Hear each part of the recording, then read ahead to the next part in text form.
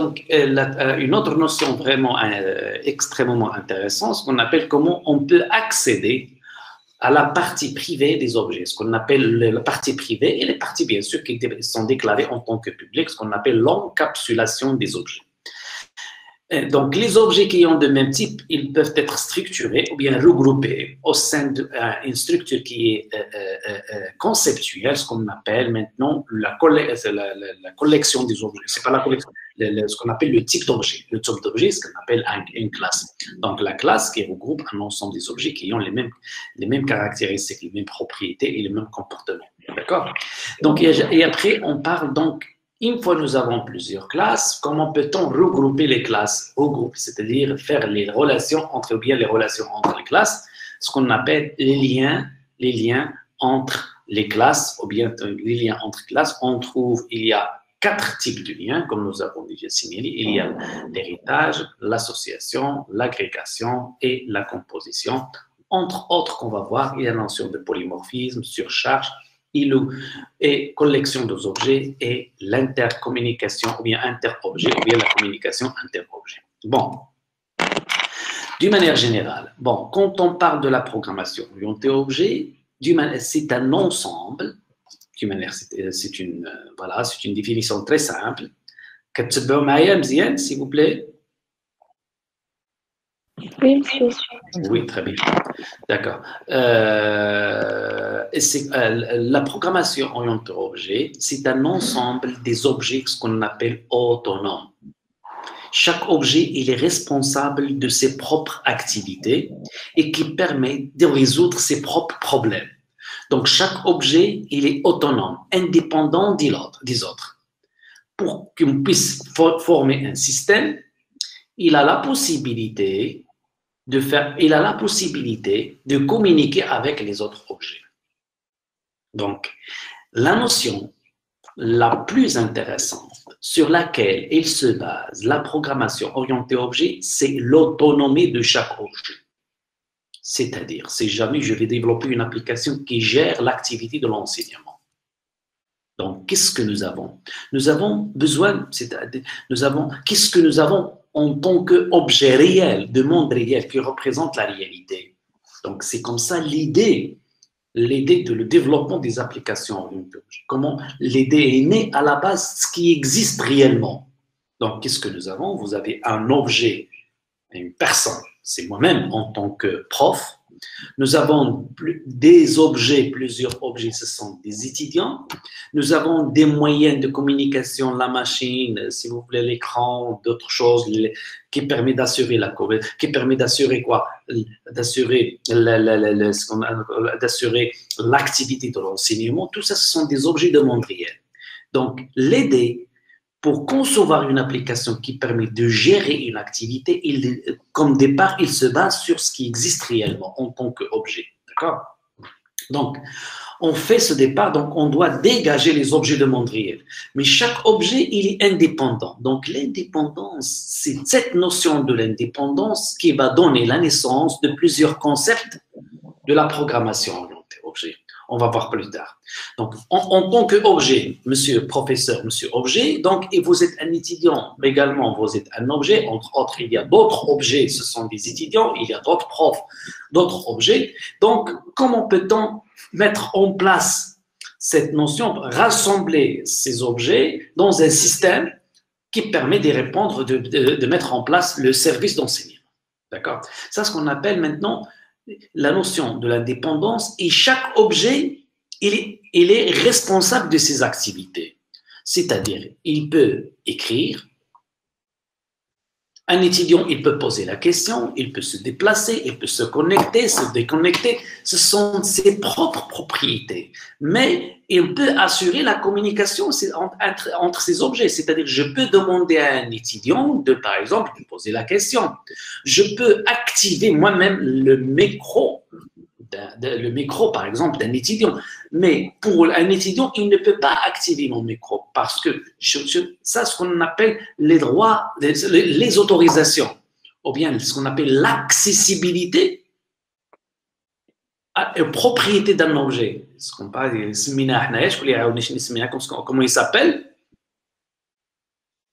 C'est l'encapsulation. C'est-à-dire comment peut-on encapsuler ça. Donc tout ça, on va les détailler par la suite. Donc, conclusion, la programmation orientée objet, il se base principalement sur la notion de l'objet. Ce sont des entités de monde réel, stylo c'est un objet, personne c'est un objet, et il permet de faire le rassemblement de tous ces objets pour définir un système, plus tard, qui permettent de résoudre, bien sûr, un problème bien particulier. Donc, voilà, finalement, et la communication à travers l'envoi et la réception de messages. Bon, d'une manière générale, autrement, donc, étant donné que nous avons un ensemble des objets, on passe à la notion qui s'appelle la notion de l'abstraction, c'est-à-dire qu'il permet de s'intéresser au comportement des objets indépendamment de leur représentation interne.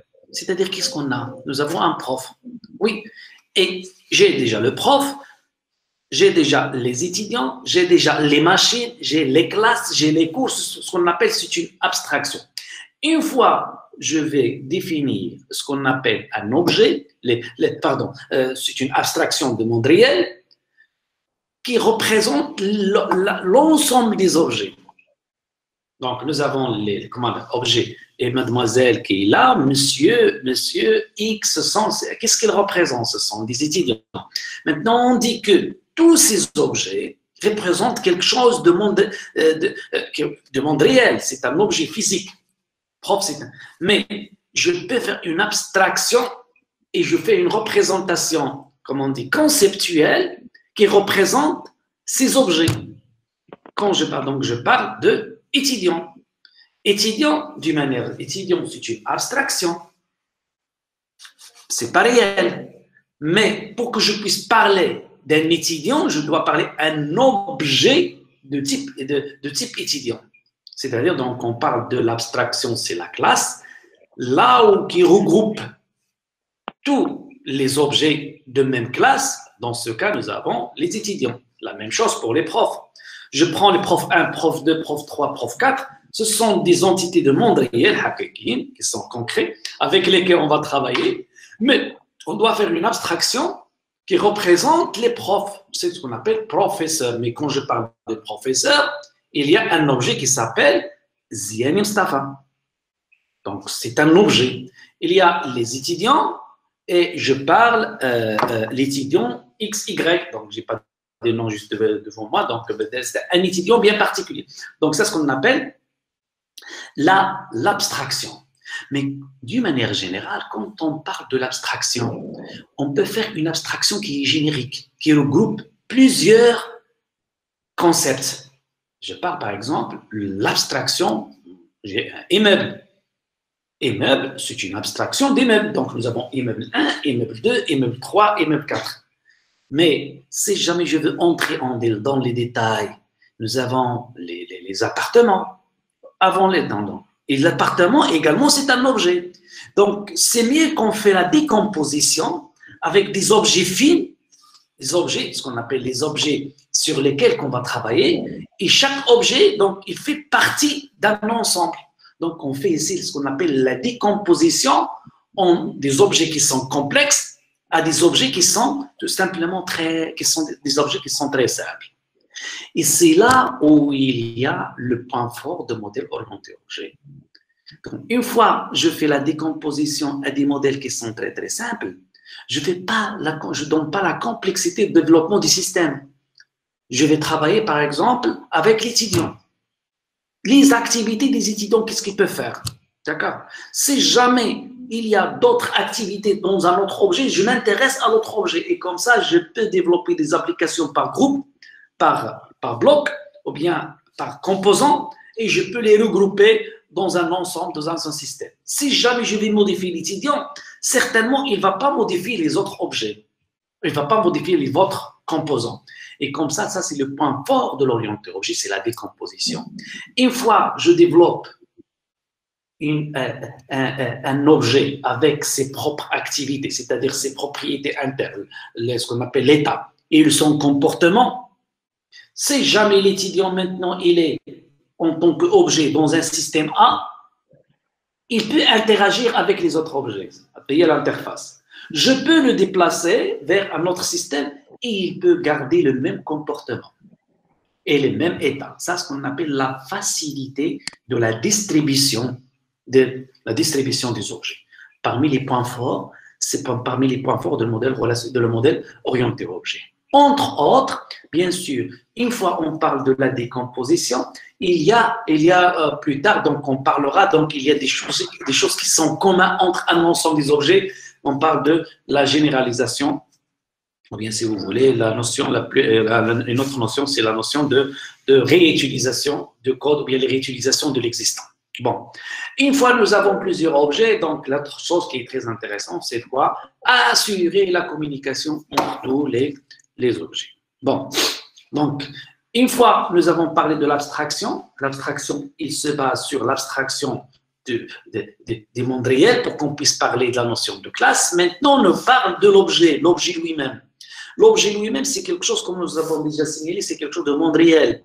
Donc, il se caractérise par une entité qui est active et réelle. Toute entité dont l'application vient de le système à développer, qui est active et réelle, il va être représenté par un objet. Point à la ligne. Je reprends l'exemple éducatif. Qu'est-ce que nous avons en tant qu'objet? Nous avons les étudiants, nous avons les profs, nous avons le cours. C'est une abstraction de cours. Nous avons la machine, nous avons c'est-à-dire des composants. Tout ça, ce sont des objets. Et après, on doit faire tout simplement, les regrouper dans des entités, dans des types abstraits, ce qu'on appelle les classes, et on parlera par là. C'est ça, les techniques de modélisation orientée objet. Une fois nous avons défini ce qu'on appelle les objets, chaque objet, il est identifié indépendamment des autres objets. C'est pas comme dans le modèle relationnel. Pour identifier un enregistrement, il faut absolument ajouter une information qui permet d'identifier cet enregistrement. Par exemple, le modèle relationnel, pour que je puisse identifier dans une table ou bien dans une relation, je dois ajouter quoi? Une clé. Et la clé représente une identifiant qui permet d'identifier toute la ligne.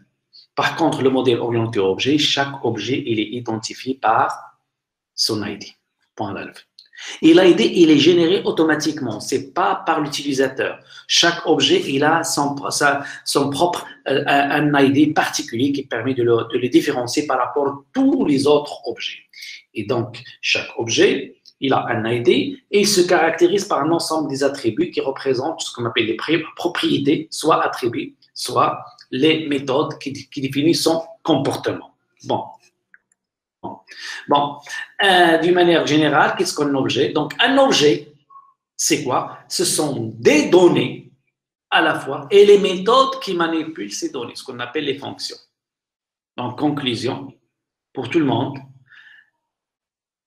un objet représenté par un ensemble de données et les méthodes. Je parle un exemple étudiant. Je tombe l'étudiant. Donc, un étudiant, c'est un ensemble, objet étudiant, c'est un ensemble de données, c'est le nom.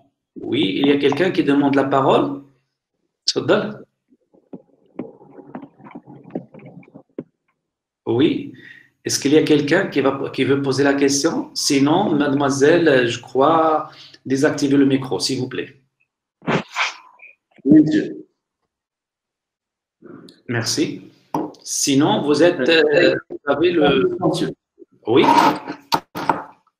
Question? Quelle est la différence, monsieur, entre une abstraction et les classes? Oui, c'est la même chose. Donc on parle, pour qu'on puisse parler de la classe, merci pour la question, pour qu'on puisse parler de la classe, on doit faire une abstraction du monde réel. Une abstraction du monde réel qui donne la définition de la classe. D'accord? حنايا كنقول لك فين هي ودني ها هي غير باش نشرح لك شنو هو الكلاس كنقول لك الكلاس سي اون ابستراكسيون دي موند ريال classe des étudiants, classe des professeurs. Quand je vais expliquer un objet, c'est quoi un objet? C'est quelque chose qui est actif. Comme vous, comme toi, en tant qu'étudiant, vous êtes un objet. Moi, en tant que prof. Mais l'ensemble des profs, c'est une abstraction du monde réel. Les professeurs, les étudiants, les machines. Donc, les machines, ce sont On parlera par la suite ce qui représente ce qu'on appelle les classes. Okay? Monsieur, s'il vous plaît. Oui. Donc, l'objet est inclus dans la classe. Non, c'est pas inclus. C'est pas non, la notion d'inclusion, mademoiselle. C'est pas la notion d'inclusion du point de vue mathématique, c'est-à-dire appartient.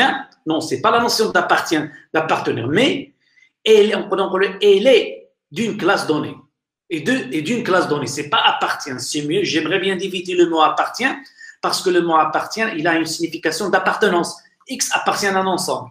Mais je peux dire comme quoi un objet d'une classe donnée. L'objet étudiant de classe étudiant.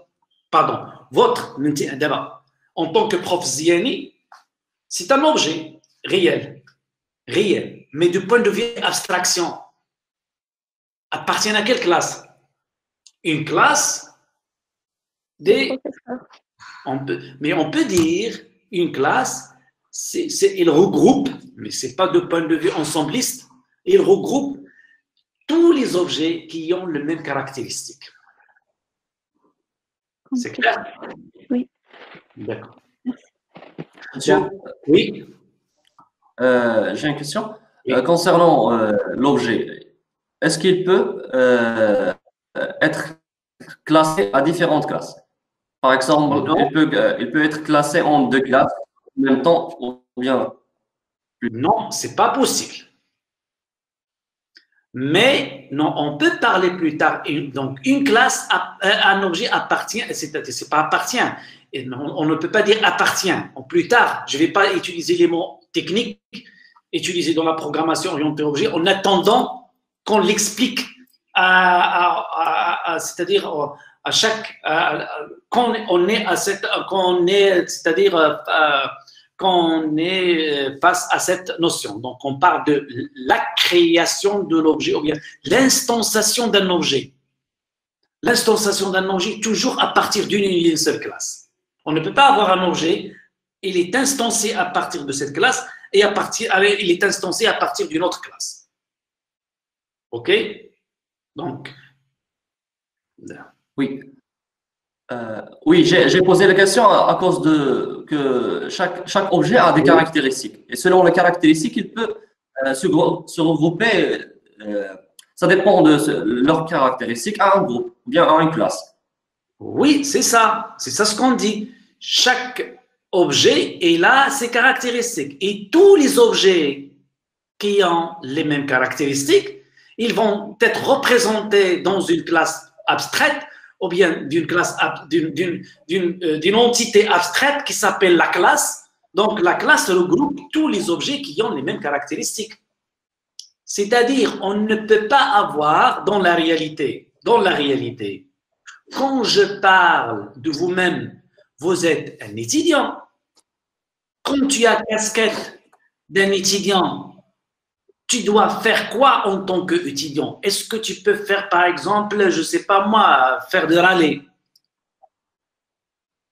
Tu peux dire, oui, monsieur, je peux faire de rallye, je suis un sportif. Mais dans ce cas, vous n'êtes pas une instance d'un étudiant, vous êtes une instance d'un sportif. C'est-à-dire, vous appartient à une autre collection d'objets. C'est-à-dire, comme quoi, vous-même, en tant que programmation orientée objet, vous pouvez appartenir à 2 classes différentes. D'accord. 2 classes différentes. Mais, à un instant donné, vous ne pouvez pas. À un instant donné, tu ne peux être qu'à soit. Que tu ne peux être instancié qu'à partir d'une seule classe. Mais la classe d'abstraction, il peut représenter 2 choses différentes. On va voir ça, ce qu'on appelle l'héritage multiple.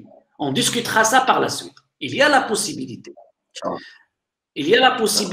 d'avoir, comment on dit, une classe qui est 2 classes différentes. Mais quand je parle de l'objet, il ne peut pas être instancié à partir de 2 classes différentes. Une fois il est créé à partir d'une seule classe.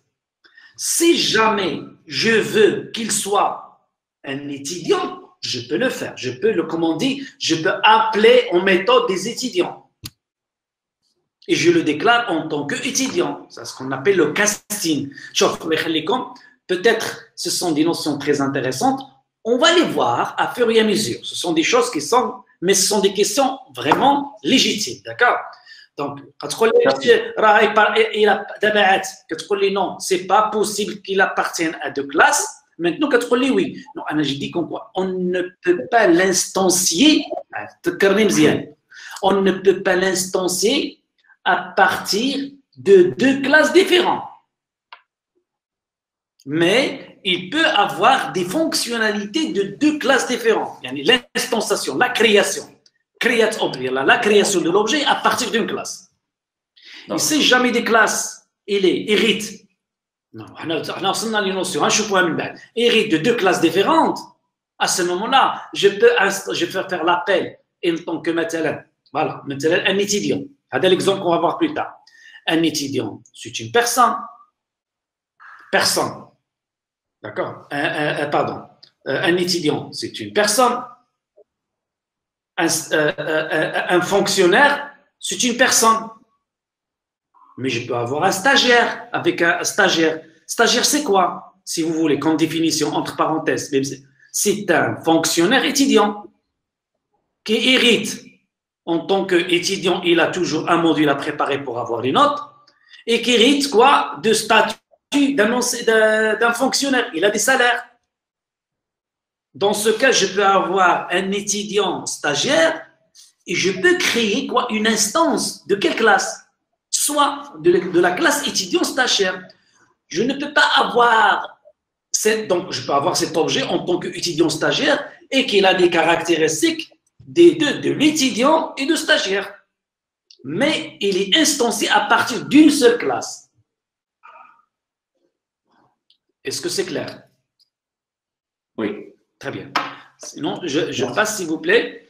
Donc, chaque objet, il se caractérise, comme nous avons désigné, par ce qu'on appelle les données, qui donnent l'état statique de l'objet. Quelles sont les données? Le nom, prénom, l'adresse, l'âge.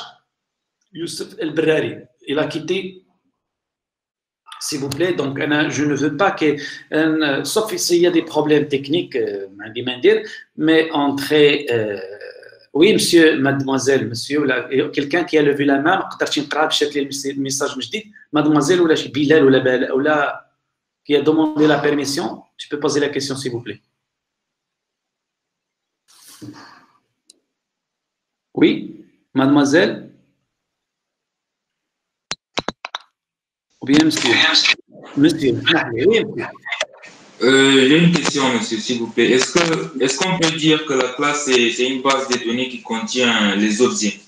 Non, ce n'est pas une base de données. Non, c'est rien. Ce n'est pas une base de données, s'il vous plaît, c'est rien à voir. Donc, j'aimerais bien de dire ça. Clairement, il ne stocke pas les données, c'est une abstraction. Le stockage des objets, il viendra juste après ce qu'on appelle les bases de données orientées objets. La persistance des objets, stocker les objets sur un support physique. Là, on parle des bases de données qui sont 100% orientées objets. Je stocke les objets dans un système qui supporte les objets, ou bien dans un système qui est relationnel objet. Je stocke les objets dans une base de données relationnelle. Ça, c'est rien à voir. Une classe, c'est une abstraction, n'est pas réelle, abstraction.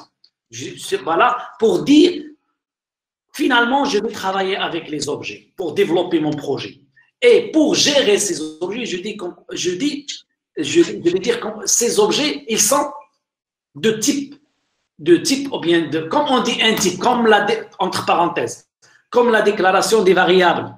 Je déclare variable de type entier, variable de chaîne de caractères, mais entre apostrophes, ce n'est pas la même chose, ce n'est pas la même instance. Quand je déclare, je fais la réservation de l'espace mémoire. Mais quand je vais faire l'instanciation, je vais la création de l'objet. On parlera par la suite, l'instanciation et la création de l'objet. C'est clair? D'accord. Je ne vois pas la totalité de l'écran. Si jamais il y en a d'autres qui veulent poser la question, ils peuvent activer leur micro. On passe. Bon, une fois nous avons chaque objet, il a ses propres caractéristiques, ce qu'on appelle les données. Donc, par exemple, le nom de l'étudiant, le prénom de l'étudiant, l'âge de l'étudiant, et il y a des méthodes qui permettent la manipulation de ces propriétés, ou bien ces données. Ce qu'on appelle, si vous voulez, les fonctions, ou bien l'interface. Si vous voyez dans le slide, les données, ils sont intérieures et entourées par un ensemble de fonctions. Par exemple, poser la question. Poser la question, c'est une méthode. Mais parler, c'est une méthode. D'accord. Ou bien, c'est-à-dire changer le nom de l'étudiant, changer l'âge, changer la note. Tout ça, ce sont des. La note, c'est une propriété. Le nom, c'est une propriété. Mais la méthode changer, c'est une. Mais changer, c'est une méthode. Bon. Comme nous avons déjà signalé qu'il y a déjà des propriétés. Voilà un exemple. Un exemple, voilà. Une résistance. La résistance, elle se caractérise par R ou P. Et je peux manipuler R et P, c'est-à-dire augmenter tout simplement la puissance et la résistance. Donc, R et P, ce sont deux valeurs que je peux les modifier. C'est un autre problème, un autre exemple. Cercle. Cercle, c'est un objet. Il se caractérise par quoi? Question. Quelqu'un peut répondre? Le rayon. Très bien. Rayon. Le centre et le rayon, qu'est-ce qu'il te donne, quoi? Le centre. Voilà, il te donne quoi? La définition d'un objet cercle. Mais ça, c'est un objet. Combien on peut avoir des cercles? Des milliers de cercles, différents centres et différents rayons. Voilà, maintenant, suite à cette introduction, vous êtes maintenant capable de définir ce qu'on appelle un objet. Maintenant, par quelles sont les méthodes que tu peux développer pour résoudre ce problème? Ce n'est pas pour bien gérer le cercle, par exemple. Un exemple de méthode, ou bien des fonctions. Qu'est-ce que c'est? Oui, monsieur. Oui. On peut demander, par exemple, le rayon et puis on créera par la suite des... Très bien. Si jamais je te donne cercle, qu'est-ce que tu peux faire avec? Voilà, ça c'est un objet. En tant que, voilà, tu veux manipuler ça, qu'est-ce que tu peux manipuler? Qu'est-ce que tu peux faire? Qu'est-ce que tu peux faire? Je peux calculer sa surface. Tu peux calculer ta surface, très bien. Ça, c'est une méthode. Et elle, si vous voulez, c'est une fonction. Qu'est-ce que tu peux faire d'autre? C'est calculer le périmètre. Calculer le périmètre. Qu'est-ce que tu peux faire d'autre? Voilà. Très bien. Ce sont des fonctions. J'écoutais à la Camille Cherko. Je peux dessiner. Trouver le diamètre. Trouver le diamètre, je peux dessiner, je peux déplacer. Il est là. Et je le déplace. لاحظ معايا donc les tableaux interactifs. Les tableaux interactifs, واش كتعرفوهم؟ انا نحاول نكوموندي ان شاء الله واحد من الله ديسي بروميير سالا الكل تقراو معايا فيه. انا طلبته dans le cadre de mon projet de recherche et j'espère que je l'aurai afin que je puisse l'utiliser. حتى لازم نتعلم فيه علاش لا. كنا كنشوفهم غير في التلفازه. Les tableaux interactifs c'est quoi? Tout simplement, tu peux, un tableau interactif, tu peux dessiner quoi? Des cercles, n'est-ce pas? Dessiner des rectangles et ainsi de suite, écrire des chiffres. Maintenant, le cercle, il devient quoi? Un objet.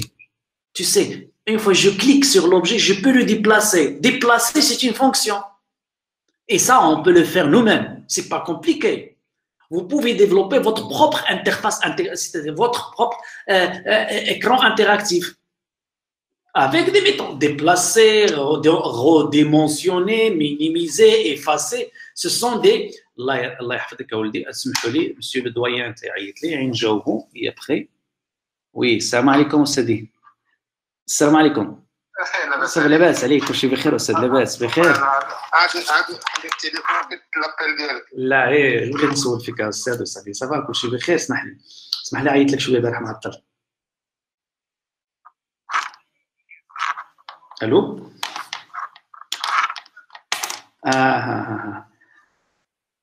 D'accord, non. D'accord, شو مستدعي لكن ممكن بغينا ندوزو عندك انا والسي عبد الله الزماني وهذاك فقط لي ناسبك اليوم ولا غدا اذا كنتي مازال هنا في طنجة. اليوم ياك انا اليوم دابا عندي ان كور وغيسالي لاخويا فلاشيه ما انا فلاشيه تاع الاخر عنده كور غيسالي تاع بغيتي تلقاو فلاشيه مره اش من ساعه ندوزو عنده غدا تكون هنا ما تصفاش القنيطره ايوا سي بون بارفي دونك ايوا صافي غدا انا نشوف الاخوان نشوفوا الصباح ولا نشوفوا صافي داكور سي لا سي سا فوز ارونج سي ديرونج لو سامدي نخليو للدي ما انا بالنسبه لينا بغينا نجلسوا معاك تيتروبوزي وصافي نعملوا سامدي في الصباح مزيانه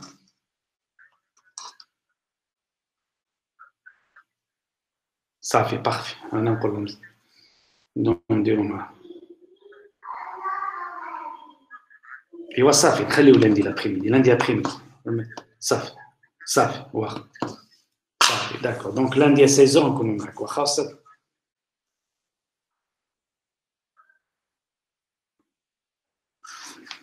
واخا صدير يلا داكور يلا ان شاء الله صافي داكور دونك نديرو لندي بليتو العشيه ان شاء الله صافي داكور يلا بون ويكاند وشكرا بزاف يلا سلام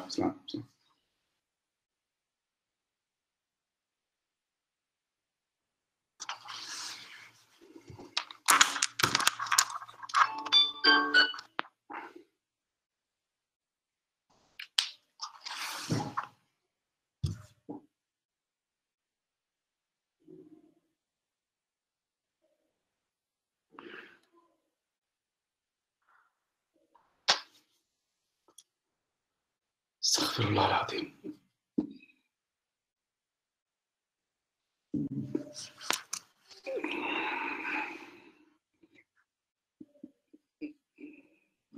je suis vraiment désolé, chers étudiants.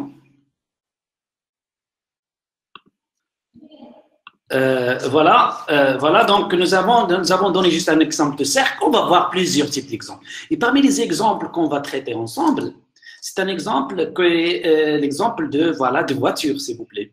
Les voitures, donc il y a plusieurs objets. Il y a la porte, il y a les roues, il y a le moteur, il y a, je sais pas moi, donc vous avez plusieurs. Chaque objet, il est indépendant, il y a la communication entre les différents objets.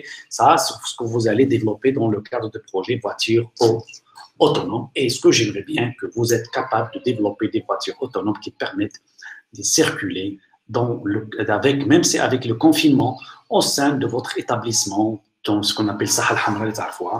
Et ça, c'est pas un rêve, mais on peut le faire, Inch'Allah, ensemble, avec vos compétences que je vous connais très bien dans le domaine électrique et domaine mécanique, qu'on puisse développer une solution qui peut-être, pourquoi pas, entrer dans la compétition internationale des innovations par la suite. Donc, je suis quelqu'un qui aime la participation dans des activités internationales.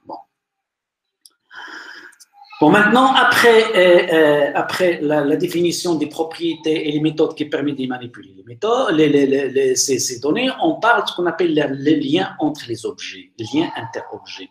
Les liens interobjets, c'est-à-dire une fois on définit les objets étudiants, professeurs, les stylos, si vous voulez, les objets, les machines, et ainsi de suite, qu'on peut communiquer entre on peut assurer les liens, les relations entre les objets. C'est pas les liens entre les classes d'abstraction, mais les liens entre les objets. À votre avis, quand je parle objet étudiant, il y a un lien avec mes étudiants. On dit tout simplement, il y a un lien avec mono-évalué, j'ai une seule machine, un prof avec une seule machine, mais il y a multi-évalué, un prof avec plusieurs étudiants, ce qu'on appelle collection des étudiants. Donc, mono-évalué, il est de type ce qu'on appelle 1-1. Par exemple, une voiture, combien il a des moteurs? Il a un seul moteur. Et une voiture, combien il peut avoir des portes? Il y a plusieurs portes. Plusieurs portes, c'est multi-évalué.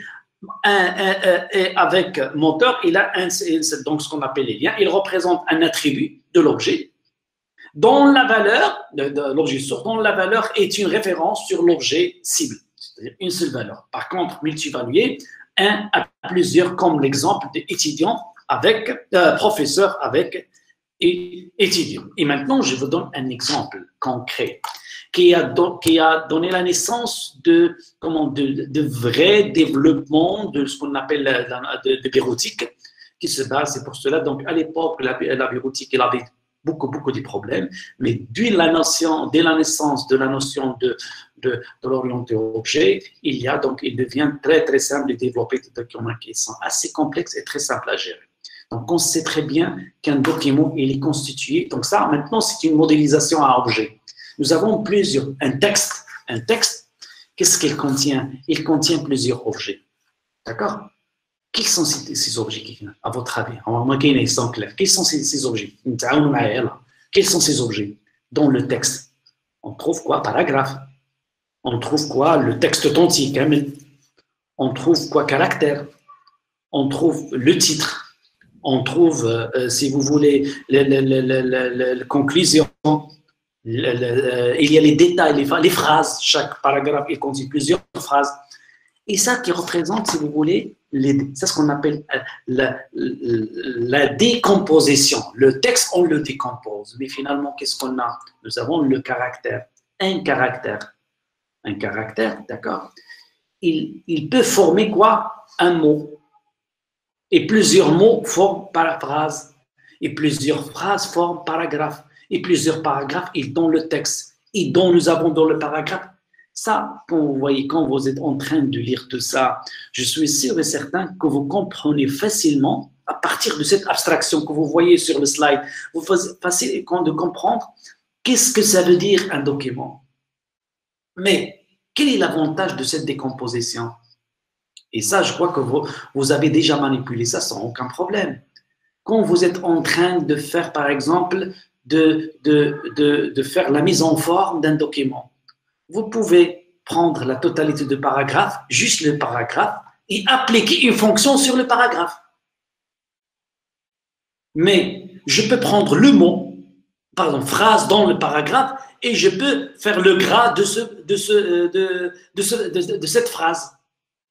Et dans la phrase elle-même, je peux prendre un caractère, un mot, et je peux modifier la couleur. Et dans le mot, je peux modifier le caractère. Et tout ça, je peux. Les méthodes que je peux appliquer sur les caractères, ils sont tout à fait différentes que les méthodes que je peux appliquer sur le mot.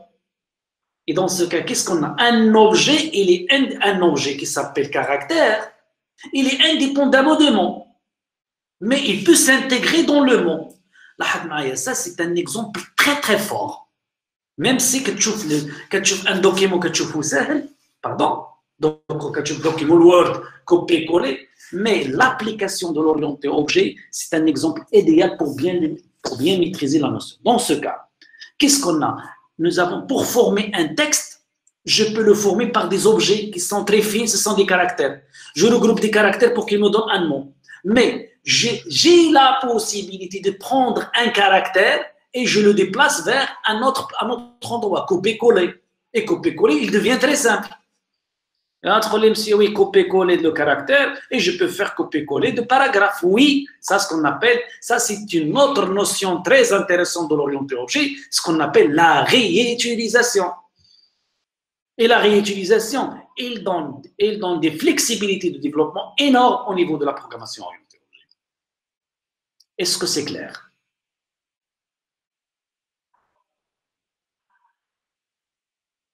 Pas de questions, s'il vous plaît? Est-ce qu'il y a une question? Pas de question. Très bien.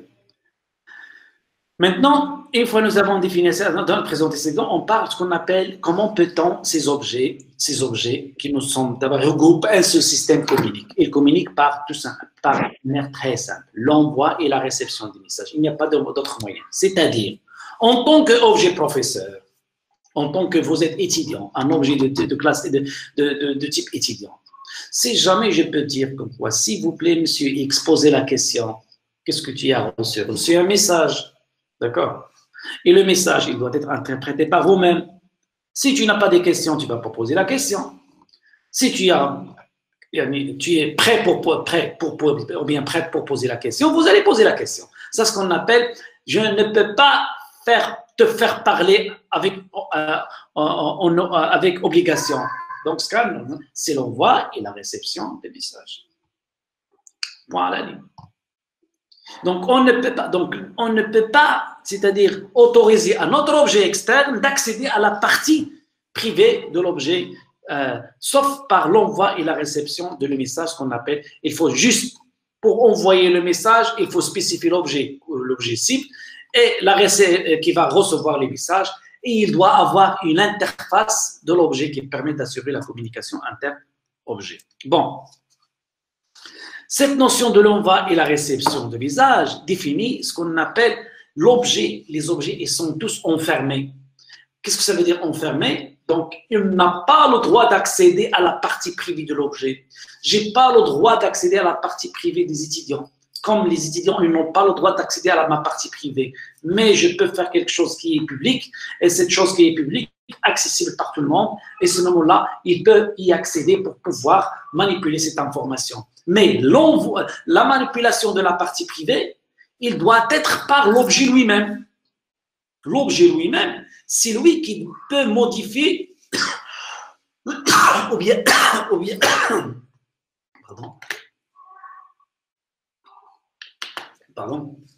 ou bien accéder à la partie privée. Donc, ce qu'on appelle la notion d'encapsulation. La notion d'encapsulation, il partage entre 3 P, ce qu'on appelle 3 P, PPP, Private, Public et Protected. Private, c'est-à-dire, c'est jamais une propriété, elle est privée, aucun autre objet n'a le droit d'accéder à la partie privée, à la ligne. C'est-à-dire que je peux, que moi-même, en tant que responsable de cette propriété, de y accéder. Deuxièmement, il est public. Tout le monde peut y accéder. C'est ce qu'on appelle public. Tous les autres objets, ils peuvent accéder à cette partie, ou bien à la partie privée. Soit méthode, soit propriété. Protected, ou bien protégé. Protégés, ils sont privés à la fois, privés et publics. Privés pour tous les autres objets externes et publics sauf pour les classes dérivées, la classe dérivée, c'est-à-dire qui vient de la notion de l'héritage. C'est quoi l'héritage? On parlera par la suite.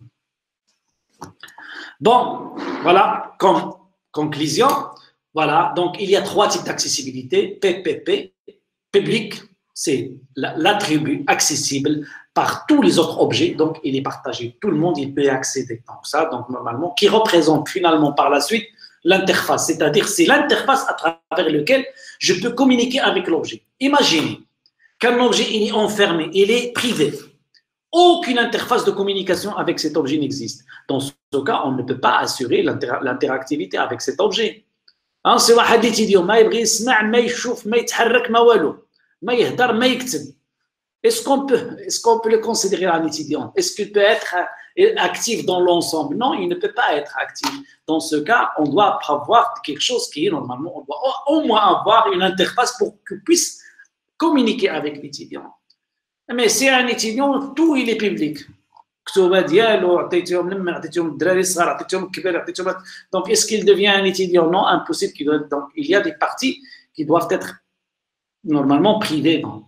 Il y a notre troisième notion, ce qu'on appelle protégé. Donc, il est accessible que par ce qu'on appelle des objets qui sont dérivés ou bien les classes, ce qu'on appelle l'héritage, qu'on discutera par la suite. Donc, l'encapsulation, là, c'est toujours l'encapsulation comme résumé. L'accès aux données des objets est réglementé. Donc, toujours données privées. Il y a également accès uniquement par des fonctions membres, c'est-à-dire, si les données sont privées, je ne peux accéder à ces données que par les fonctions membres de la classe, de l'objet, pardon.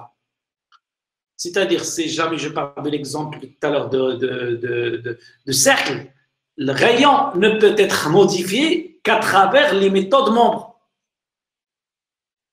Et si jamais j'aimerais bien d'autoriser quelqu'un externe de faire la modification du propriété, je dois faire de setter et getter, ce qu'on appelle les set et les get, les setter et les getter d'une manière plus... Monsieur, pardon. Oui. Votre PC va se décharger. Pardon? Ah, merci.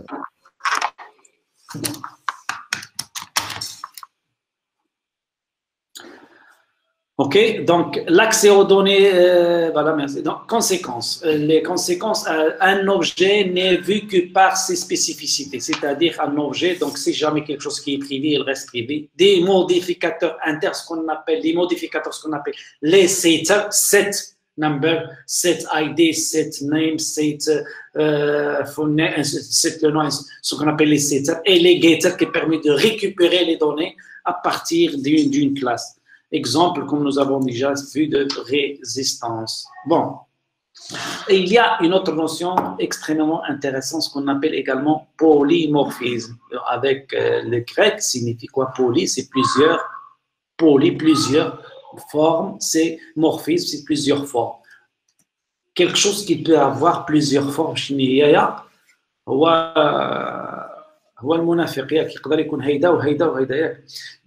Donc, plusieurs formes, c'est quelque chose qui s'adapte selon la situation actuelle. C'est-à-dire, je pose la question, s'il vous plaît. J'ai déjà donné ça. J'aimerais bien d'avoir tout simplement le max. C'est quoi le max? Le max, il a une signification. Quand je parle le max des notes, ou bien le max, pardon, des valeurs, 12, 14, 20, 17, 18. Donc, la note maximale, c'est 20.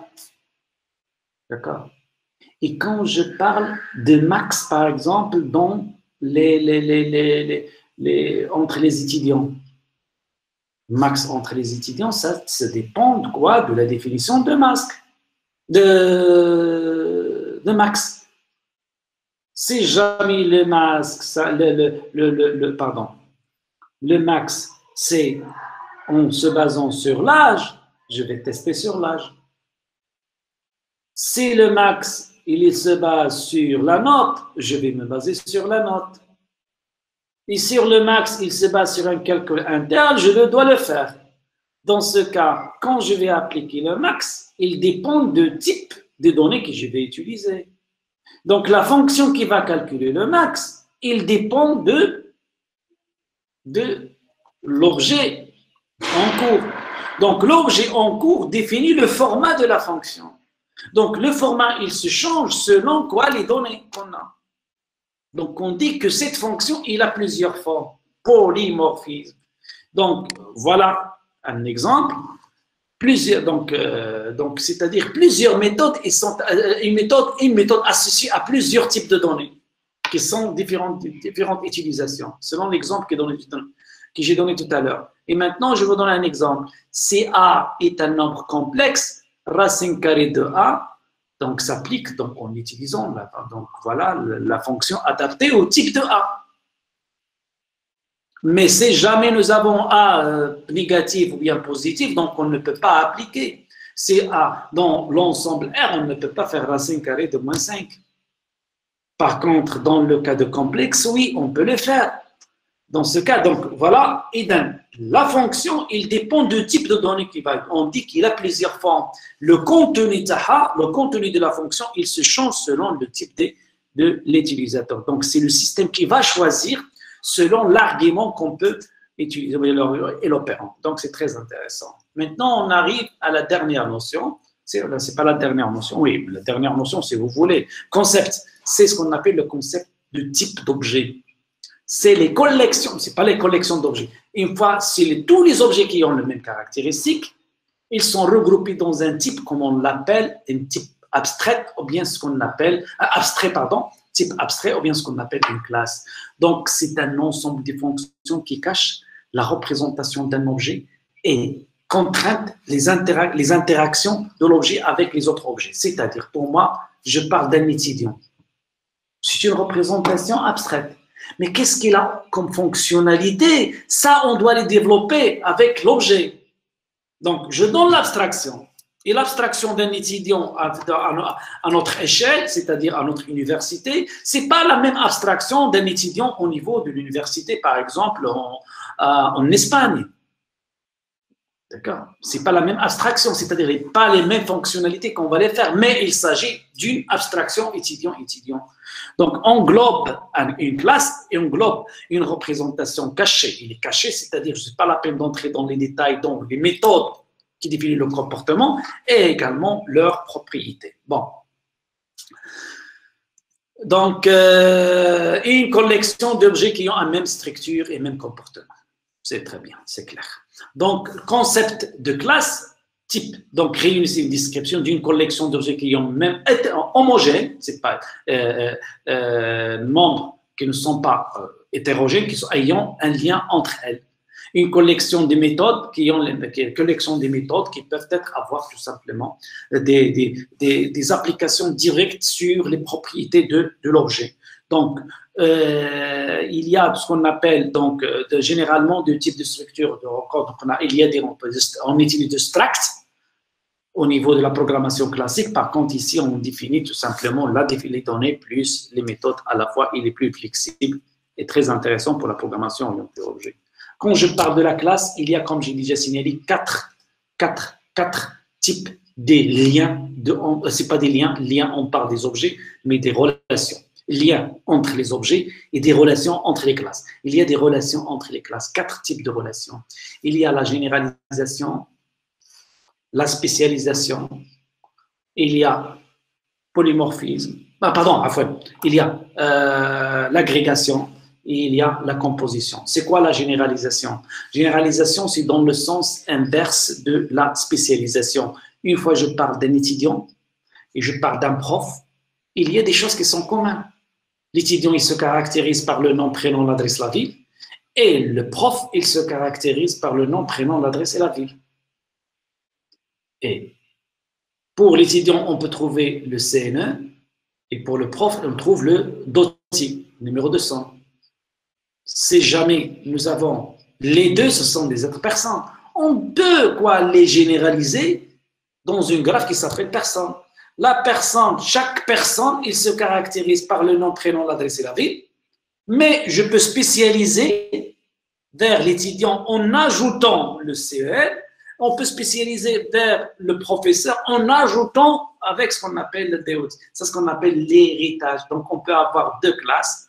3 classes dans ce cas, classe générale et 2 classes de spécialisation. Ça, c'est la généralisation et ça, c'est la spécialisation. On parle de superclasses et les classes dérivées, ou bien les classes qui héritent à partir de la classe supérieure. Donc, voilà un exemple. Nous avons ici, si vous remarquez, nous avons des personnes. Une personne, on peut avoir un étudiant, il est représenté par état. Un étudiant est un prof, est une personne. Un employé est une personne, d'accord? Donc, un employé, un employé. Donc, je peux avoir un employé. Il peut être un chercheur, comme il peut être un ingénieur. Un chercheur, si vous voulez, on le considère comme un employé. Pourquoi? Parce qu'il est déjà des salaires, d'accord? Et je peux avoir également stagiaire. Stagiaire, c'est un étudiant-chercheur en tant que stagiaire. Donc, toujours, ce sont des liens d'héritage. Ils sont largement utilisés, qu'on peut... Sans doute, on ne peut pas le faire passer dans le développement des applications avec la modélisation orientée objet. Donc, il y a les types comme les grades. Ça, c'est le premier, ce qu'on appelle la généralisation et la spécialisation. Il y a également la notion de l'association. L'association, qu'est-ce qu'elle représente? L'association, c'est une relation entre plusieurs classes décrivant conceptuellement un lien. Ce n'est pas physiquement, conceptuellement. Donc, quand je parle de professeur et étudiant, est-ce qu'il y a un lien physique entre les deux? Bien sûr, non. Le prof, c'est un prof et l'étudiant, c'est un étudiant. Ce sont deux entités séparées. Mais est-ce qu'il y a une relation entre les deux? Oui, bien sûr, je suis un professeur qui donne un cours pour les étudiants. C'est ce qu'on appelle une association entre les deux types de relations et les deux types, ce qu'on appelle association. Il y a la notion, ce qu'on appelle d'agrégation, qui peut être en deux, gradation et composition. Agrégation, c'est une relation entre deux classes spécifiant c'est pas que les objets d'une classe sont des composants d'une autre classe. Un exemple, s'il vous plaît. Un exemple.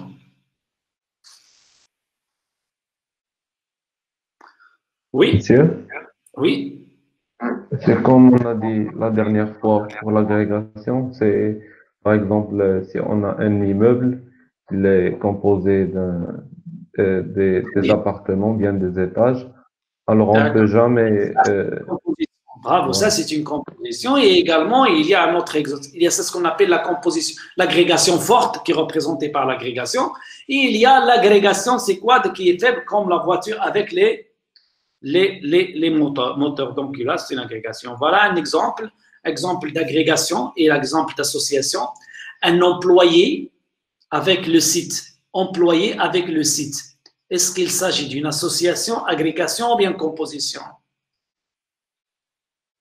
Un employé qui travaille dans un site donné. Oui? Agrégation. Agrégation, non, je ne suis pas d'accord. Lâche agrégation. Il a dit un employé ou un site. Un employé qui un site. Site de travail. Un lieu. Wesh, c'est une agrégation. Wesh, fait partie, le site, il fait partie de son corps, de la personne, bien de l'employé. C'est associé. Non. C'est une association. C'est une association. D'accord? C'est une association. D'accord? Quand je parle d'un site, d'un lieu, il y a le parking et le bâtiment. Est-ce qu'il s'agit d'une agrégation ou bien association?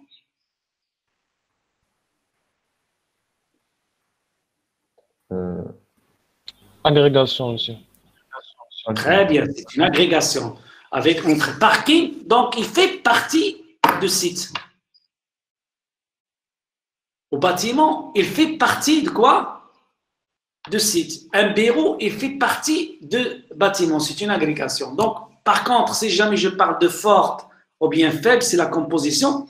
Si on trouve au moins un, c'est-à-dire obligatoirement d'avoir un, dans ce cas. Donc, par exemple, quand je parle de bâtiment, est-ce qu'il y a, donc, quand je parle bâtiment et, immeuble et l'appartement. L'appartement, est-ce que c'est une composition ou bien agrégation? C'est une composition. Pourquoi? Parce que dans des meubles, je trouve au moins un appartement. Sinon, c'est pas immeuble. D'accord? Par contre, quand je parle de site avec parking, je peux avoir des sites sans parking. D'accord? Dans ce cas, on parle de tout simplement agrégation. Il y a la composition et la notion de vérité. Maintenant, nous avons déjà parlé de spécialisation et la généralisation et la spécialisation, qu'on appelle l'héritage. L'héritage permet de définir les bases nouvelles, les bases d'un nouvel objet à partir de notre, comme nous avons déjà signalé tout à l'heure, comme la personne avec l'étudiant. L'avantage, c'est la réutilisation de l'existant. Et c'est la meilleure réutilisation de réalisation bien des codes antérieurs parfaitement au point. Ça, c'est l'avantage principal de l'héritage. Voilà un exemple. L'exemple de tout à l'heure que nous avons présenté. Une personne, un étudiant est une personne, pardon. Un employé est une personne. D'accord? Je peux avoir une personne qui a des caractéristiques, le nom, prénom, l'âge, la voiture. Et c'est pas toutes les personnes qui ont des voitures, mais quand même. C'est un exemple. Donc, ça, c'est l'héritage. Une fois que je fais l'héritage, automatiquement, qu'est-ce qu'on a? L'étudiant. L'étudiant, on doit ajouter des nouvelles propriétés, mais en gardant les propriétés descendant de la classe dérivée, à savoir le nom, prénom, l'âge, voiture, conduire. Ils sont dedans, ils sont dans la classe, automatiquement sont dans la classe étudiant. Et on doit ajouter d'autres propriétés nouvelles, à savoir CEN, niveau, option, et ainsi de suite. Donc, ça, c'est l'héritage. L'héritage simple, c'est-à-dire une classe hérite d'une seule classe. Et classe A hérite de la classe B, ça c'est l'héritage simple. L'héritage multiple, c'est-à-dire qu'une classe hérite de deux classes différentes. À la fois. Ça, il pose énormément de problèmes. Ce qu'on appelle le problème de conflit entre la transmission des propriétés qui sont protected et publiques. C'est-à-dire, dans ce cas, on ne peut pas, si jamais on parle ici de la classe personne, il y a une méthode, on suppose, on discutera ça, comment on peut résoudre ce problème. Comment on peut résoudre ce problème? Bye bye. La réalité, c'est que donc, si jamais je parle par exemple des méthodes M dans la classe personne, après l'héritage simple, après l'héritage simple, je vais trouver M dans la classe employé et M dans la classe étudiant. Juste après, Donc, nous avons M dans la classe étudiant et M dans la classe employé. Il y a l'héritage multiple. Donc, M, il va être utilisé dans la classe dérivée qui s'appelle étudiant-employé. La question qui se pose, est-ce que M de la classe étudiant ou bien M de la classe employé? C'est ce qu'on appelle le problème de l'héritage multiple. Pour les résoudre, il y a deux méthodes. On peut le résoudre avec C++, avec la notion qu'on va voir ensemble, Inch'Allah, durant ce cours, ce qu'on appelle la fonction virtuelle. Et dans le Java, qu'on va le voir également, pour résoudre ce problème dans Java, dans ce cas, donc il n'y a pas d'héritage multiple au niveau de la programmation orientée Java. Donc, il n'y a pas de la notion de la programmation orientée au niveau de Java. Pardon. Il n'y a pas de l'héritage multiple au niveau de Java. Par contre, au niveau de C++, on les traite avec ce qu'on appelle la notion de fonction virtuelle, surtout avec la notion, parce qu'il existe la notion des pointeurs. Bon. Dans une classe, on parle toujours, c'est très intéressant. La programmation orientée objet, on parle pas de déclaration des objets. On ne fait pas de déclaration. Je ne déclare pas un objet pour que je puisse l'utiliser. Ça, c'est une très bonne notion qui reflète la réalité. Une fois je parle d'un objet, il est créé. C'est la création de l'objet. Une fois je vais créer l'objet, il a ses caractéristiques. Ce qu'on appelle l'instanciation des objets. Instancier des objets à partir d'une classe. Une fois que je vais instancier un objet, il a ses propres caractéristiques. Donc, dans ce cas, nous avons un objet et il est créé, s'il vous plaît, c'est très intéressant. Il est créé automatiquement avec un ensemble des propriétés.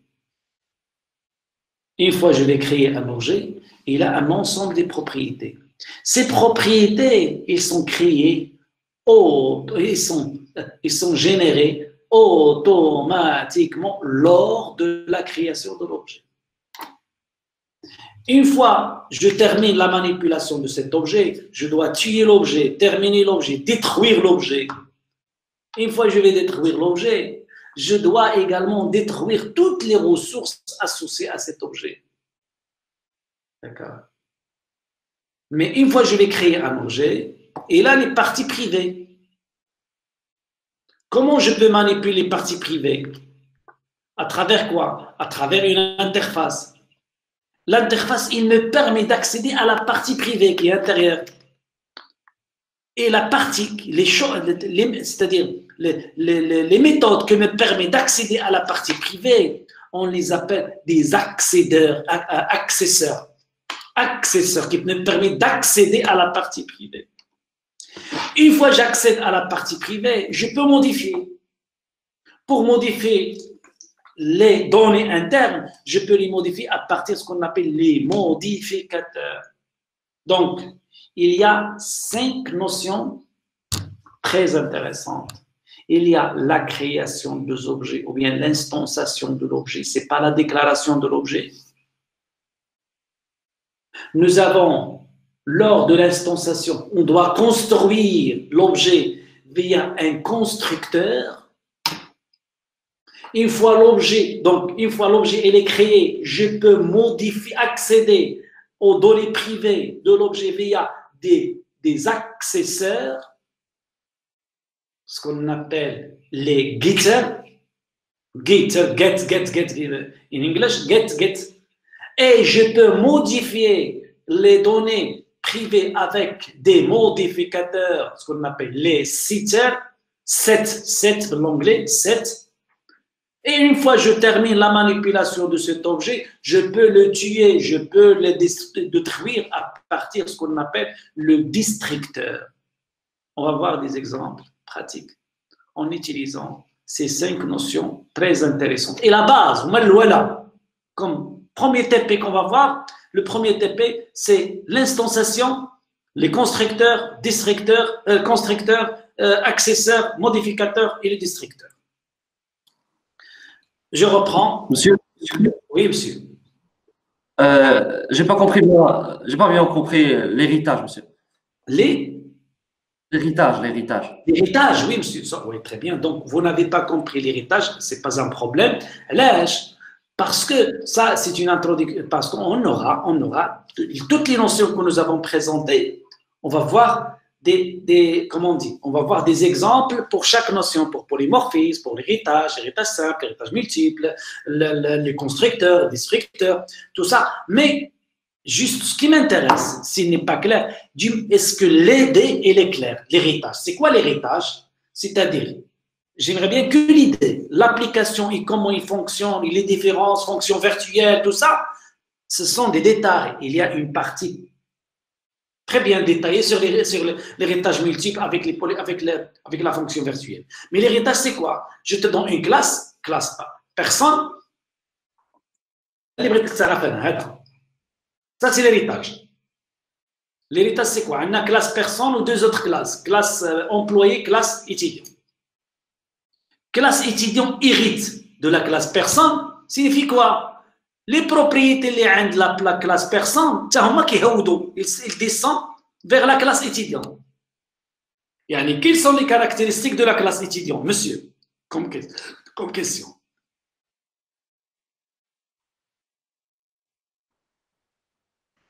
CEN, le niveau option étudiée. وزيدني يا صاحبي باقي الاخرين.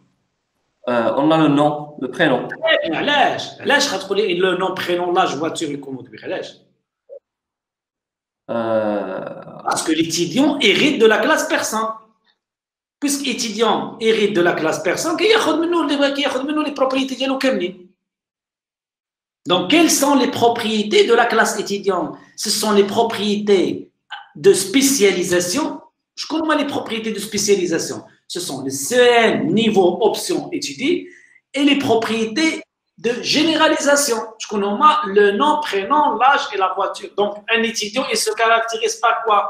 Par un nom, par le prénom, l'âge, voiture, conduire et les autres. Ça, c'est l'héritage. D'accord? Monsieur. Je veux que tu comprennes à ce niveau-là. Merci. Monsieur. Oui, monsieur. Tu retournes au diapo 21. Pardon, ma semaine mزيان.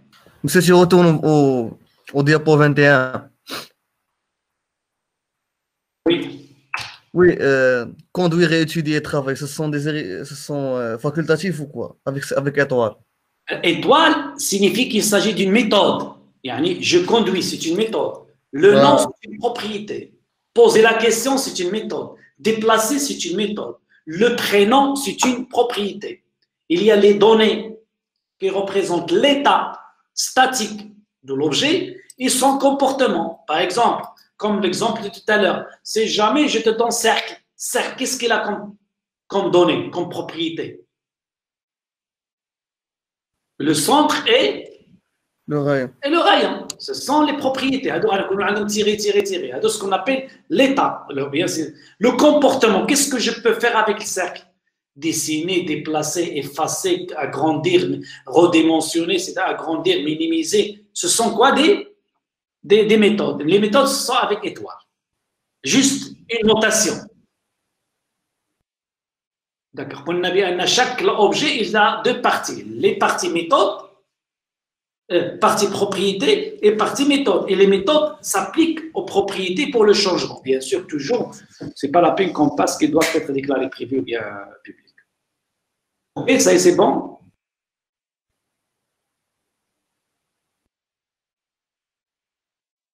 Donc, les slides suivants juste expliquent ce que nous avons déjà montré tout à l'heure. Donc, un constructeur permet d'identifier l'objet lors de sa création. Il permet de faire un ensemble des opérations qu'on peut les voir place. Par exemple, copier les arguments vers les données nombres, initialiser ça. Ce sont parmi les fonctionnalités. Mais le constructeur, c'est quoi? Le constructeur, c'est une méthode qu'on va voir plus tard qui porte le nom de la classe et qui s'exécute automatiquement lors de la création de l'objet. Donc, puisqu'il s'agit d'une méthode, il a des fonctionnalités. Ces fonctionnalités, ils peuvent être soit le copier des arguments vers les données membres, soit l'initialisation des variables dynamiques et la création de l'objet, et ainsi de suite. de manière automatique la création de l'objet. Donc, il permet de créer automatiquement l'objet, donc peut être chargé, surchargé, c'est-à-dire je peux avoir plusieurs constructeurs qui portent le nom de l'objet, mais avec polymorphisme.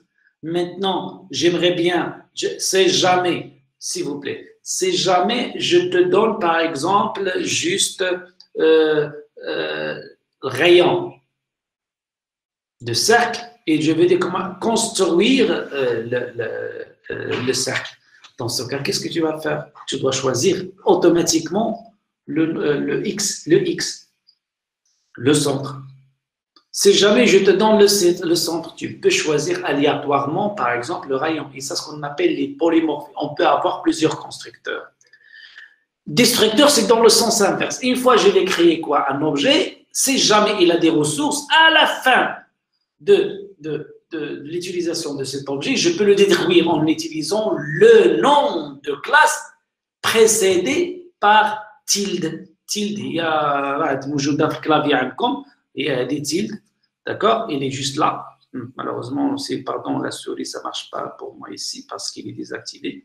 Donc, si vous voulez, il est sur tilt. Vous pouvez, si vous voulez, là, utiliser le nom de la classe précédé par tilt. Très bien. L'accesseur, il permet tout simplement d'accéder à la partie privée de la classe. Donc, catégorie de fonctionnement. Monsieur, oui, monsieur. Monsieur, la destruction d'un objet, est-ce que c'est une action irréversible ou bien réversible? La question, s'il vous plaît, oui, reprends. Monsieur, la destruction d'un objet, est-ce que c'est une action réversible ou bien irréversible? C'est-à-dire, est-ce qu'on peut, une fois avoir détruit un objet, est-ce qu'on peut revenir, si on veut, monsieur? Non, non, une fois il est détruit, ça y est, c'est bien. Non, parce que qu'est-ce que ça veut dire détruit? Vous avez donc, lors de la création de l'objet, vous allez réserver l'espace mémoire de cet objet pour que vous puissiez travailler avec. Donc, une fois il y a la fin de l'objet, on va voir, il y a plusieurs types, il y a 4 types d'objets, 4 types de fins qu'on discutera également. Il y a une partie de secours réservée pour la destruction des objets. Il y a ce qu'on appelle destruction manuelle, destruction automatique. C'est-à-dire, une fois la fin de l'objet, on doit détruire l'objet et ses ressources manuellement. Toujours, on doit le détruire. C'est pour cela on parle, si jamais vous avez entendu ce qu'on appelle ramasse-miettes. Est-ce que cette notion, ça vous dit quelque chose? Ramasse-miettes, c'est un outil au niveau du système d'exploitation. Qu'est-ce qu'il permet de faire? Une fois les programmes manipulent certains objets ou bien certaines variables, et ils gardent l'espace mémoire réservé inutile. Qu'est-ce qu'il permet? Le ramasse-miettes, qui ramasse les miettes après les repas. Qu'est-ce qu'il ramasse? Les miettes ramassent les espaces mémoire qui sont libres, qui sont occupés, ils ne sont pas utilisables. On doit les libérer. Et ramasse-miettes, on doit les développer nous-mêmes au niveau de C++. Par contre, au niveau de l'exploitation du Java, il n'y a pas de notion de pointeur. Donc, le ramasse-miettes, il est intégré. Donc, il ramasse automatiquement les espaces libres. Mais si jamais on va voir ensemble, ramasse-miettes, ou bien libérer les espaces utilisés par des objets, elle est indispensable par l'utilisateur via le destructeur pour détruire l'objet réservé, l'espace réservé pour l'objet et les ressources réservées avec l'objet. Une fois il est détruit, on ne peut pas retourner en arrière. C'est-à-dire qu'il n'existe plus l'espace. Mais pour qu'on puisse le garder, on doit utiliser, comme vous avez déjà signalé tout à l'heure, la notion des bases de données, stocker l'objet, ou bien faire persister l'objet persister l'objet dans une base de données soit relationnelle ou bien une base de données 100% orientée objet. OK? D'accord, monsieur. Merci. Voilà quelques exemples. Ce n'est pas la peine qu'on entre maintenant sur des... Il y a des exemples qui traitent...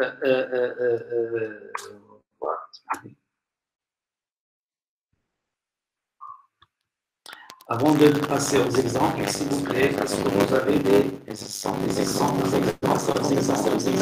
pratiques. C'est pas la peine de détails, s'il vous plaît. C'est pas la peine de dire pourquoi j'ai pas bien compris, juste la structure générale, la notion d'une manière générale. Et après, on passera par la suite par les détails, c'est-à-dire exemple, concept par concept. On va les traiter par des exemples via les slides, via les slides du cours suivant. Est-ce que, avant de passer à la partie suivante, est-ce que les choses sont claires, s'il vous plaît? Est-ce que la partie de la Monsieur. l'objet est claire? Monsieur, Oui, mademoiselle. j'ai pas bien compris le concept d'agrégation. L'agrégation, je reprends. Agrégation. Donc, l'agrégation, je vais l'expliquer. Pour expliquer l'agrégation, j'aimerais bien expliquer l'ensemble, expliquer l'association et je vais expliquer l'agrégation. Quand l'agrégation est claire, bien sûr, la composition, c'est la même chose. Juste, il y a un très simple. Donc, je vais expliquer l'association et l'agrégation. D'accord?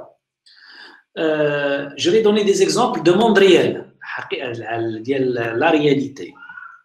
D'accord? Quand je parle de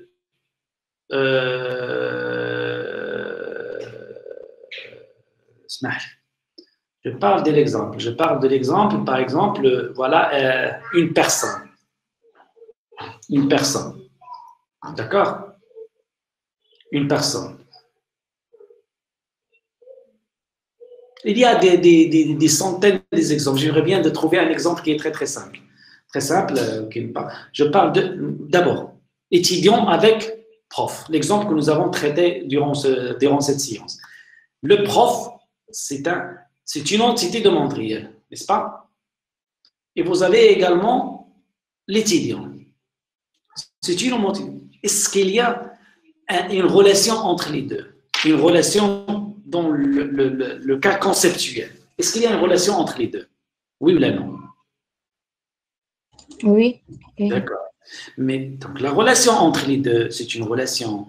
Tu peux garder votre micro activé sans aucun problème afin qu'on puisse discuter.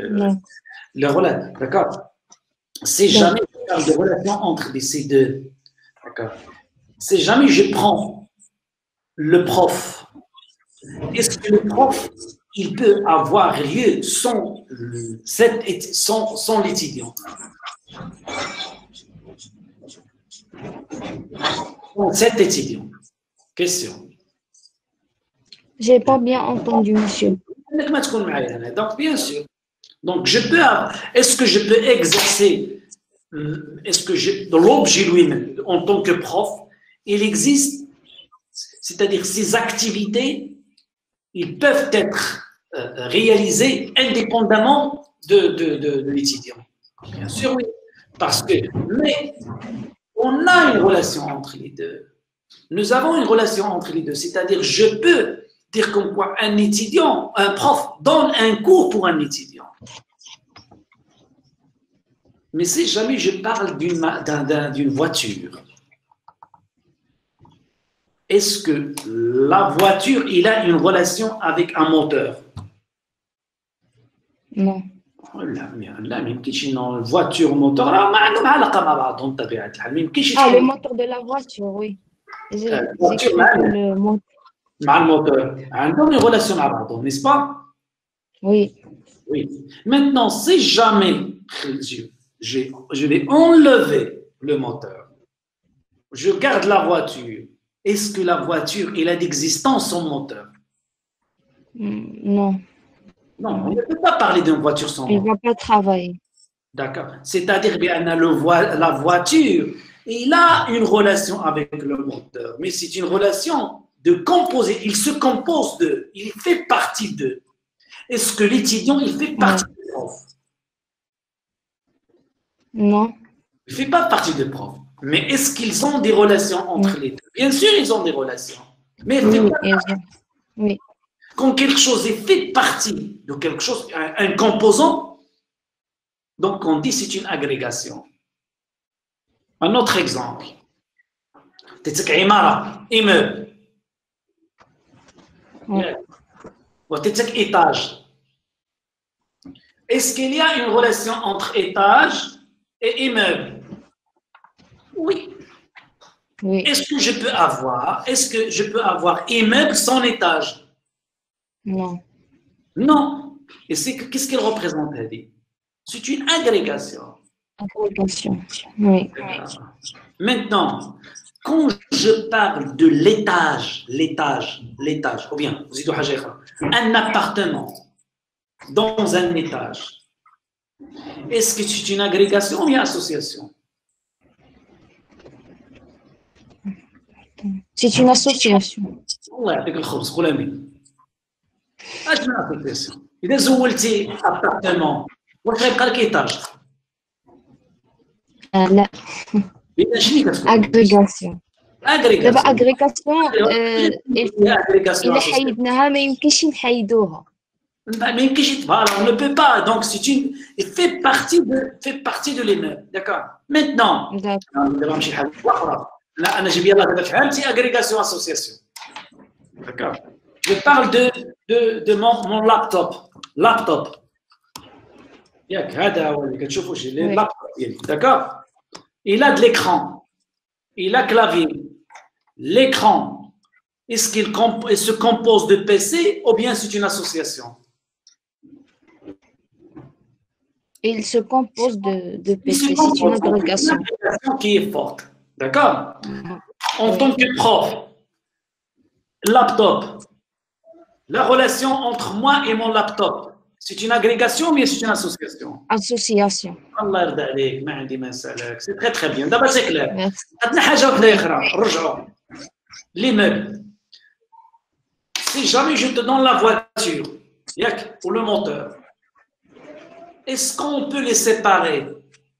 C'est-à-dire, est-ce que je peux dire comme quoi le moteur Hada, il peut se déplacer vers une autre voiture?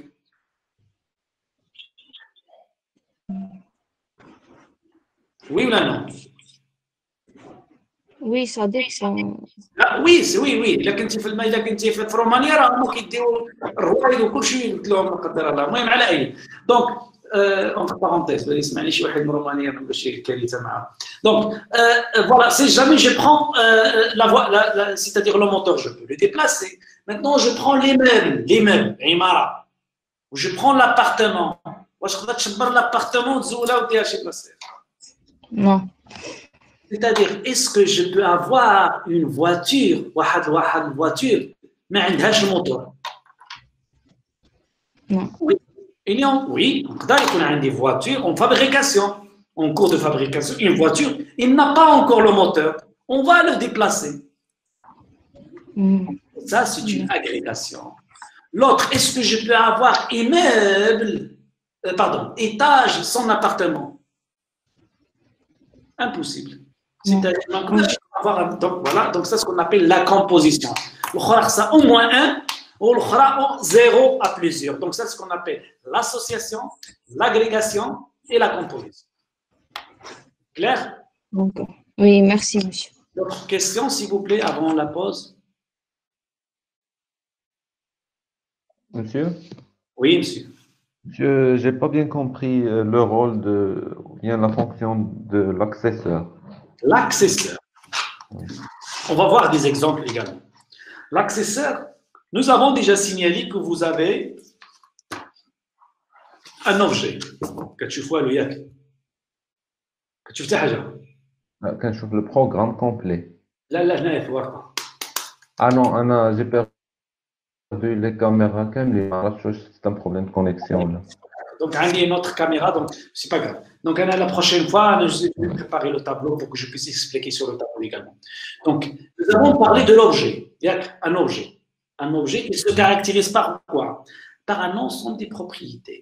Et ces propriétés soient publiques, soit privées. Si les données, toutes les données d'un objet, ils sont privées. Comment je peux manipuler ces données? J'ai pas un moyen pour que je puisse les manipuler, n'est-ce pas? Je ne peux pas les modifier parce qu'ils sont privés. Je ne peux pas les afficher parce qu'ils sont privés. D'accord? Qu'est-ce qu'on va faire d'une manière générale? Ça, normalement, il est utilisé dans Java Beans. Java Beans, qu'ils disent ce qu'on appelle les sites et les guides d'une manière automatique. Qu'est-ce qu'on doit faire? On doit déclarer ses propriétés en tant que privé afin de le protéger. Mais on va définir des fonctions qui sont publiques, accessibles de l'extérieur, ou puisque ces méthodes, il fait partie de l'objet, ou bien fait partie de la classe, ils ont le droit d'accéder à la partie privée. Je reprends. Je déclare une méthode qui est privée de la classe, une méthode qui est publique de la classe, et cette méthode, la méthode, il est membre de la classe, il peut accéder à la partie privée. Dans ce cas, j'ai un moyen d'accéder à la partie privée de la classe via ses propres méthodes. Mais puisque ces méthodes, il est public, je peux accéder à cette méthode pour que je puisse accéder à cette méthode qui est publique, et cette méthode accède à la partie privée, ce qu'on appelle des accesseurs. Une fois que j'accède, j'aimerais bien de modifier. La valeur est égale à 5, j'aimerais bien de la modifier à 10. Pour la modifier à 10, je dois avoir une méthode qui est propre à la classe, qui est publique, qui permet de modifier cette valeur, ce qu'on appelle les modificateurs, les setters. OK? D'accord. Très bien. Merci. D'autres exemples, d'autres questions, s'il vous plaît? Oui, monsieur. Monsieur. Dans le slide 19, s'il vous plaît. رجعتي لي 19 سير يا سيدي.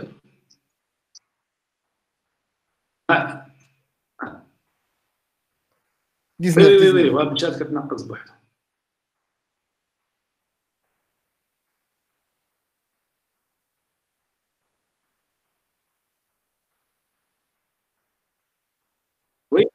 Oui. Monsieur, est-ce qu'il pourra être une relation entre le bureau et le site?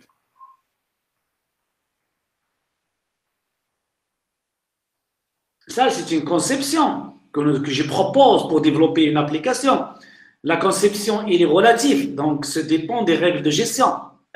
C'est-à-dire, on peut avoir deux conceptions tout à fait différentes qui répondent à deux objectifs ou bien deux spécifications différentes. Je ne sais pas moi comment tu as pensé maintenant. Je reste de l'introduction, monsieur. Tu peux avoir deux conceptions différentes. Ce n'est pas figé. C'est pas... Il dépend de les spécificités de l'application à développer. Mais maintenant, je viens vers votre remarque. Pourquoi vous avez lié bureau? On peut avoir, je connais, pour être la réponse, نقدروا نعملوا مثلا الباركين عنده علاقه مع الباتيمون مع الباتيمون. Chaque parking, les bâtiments, ils contiennent des parkings. C'est pas pour le parking pour le site. Ça, c'est une autre conception. Un site, un lieu, mais fait chez le parking. Fait bzaf ديال les bâtiments. Dans chaque bâtiment, il y a un parking. C'est pas la même conception. خاصها تبدل هذه. خاص الباركين يكون عنده العلاقه مع الباتيمون. والباتيمون اللي كتكون مبنيه فيها دي بيرو. داكور. إلا جيتي عندك دابا نتايا بالنسبه لك جاغيف با ما عرفتكش كيفاش فكرتي باش عملتي لي ليان. شوف انا رانا بدلت دابا dans cette étude de cas, j'ai changé le lien entre le parking et le bâtiment selon les spécifications de l'application que je propose. Chaque bâtiment, il a un parking. Maintenant, pourquoi tu as changé le bureau vers le site? En se basant sur quelles spécifications?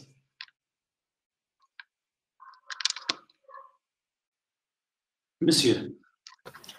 C'est seulement, je veux dire, est-ce qu'il y a une relation entre le bureau et le site? C'est seulement ce que je veux savoir. Est-ce qu'on peut relier un site avec un bureau? Relier le bureau à? Oui. À quoi? Au site. Oui, أنا جاوبتك d'une manière professionnelle. Oui. La réponse, ما هي oui, ما هي non. Ça dépend.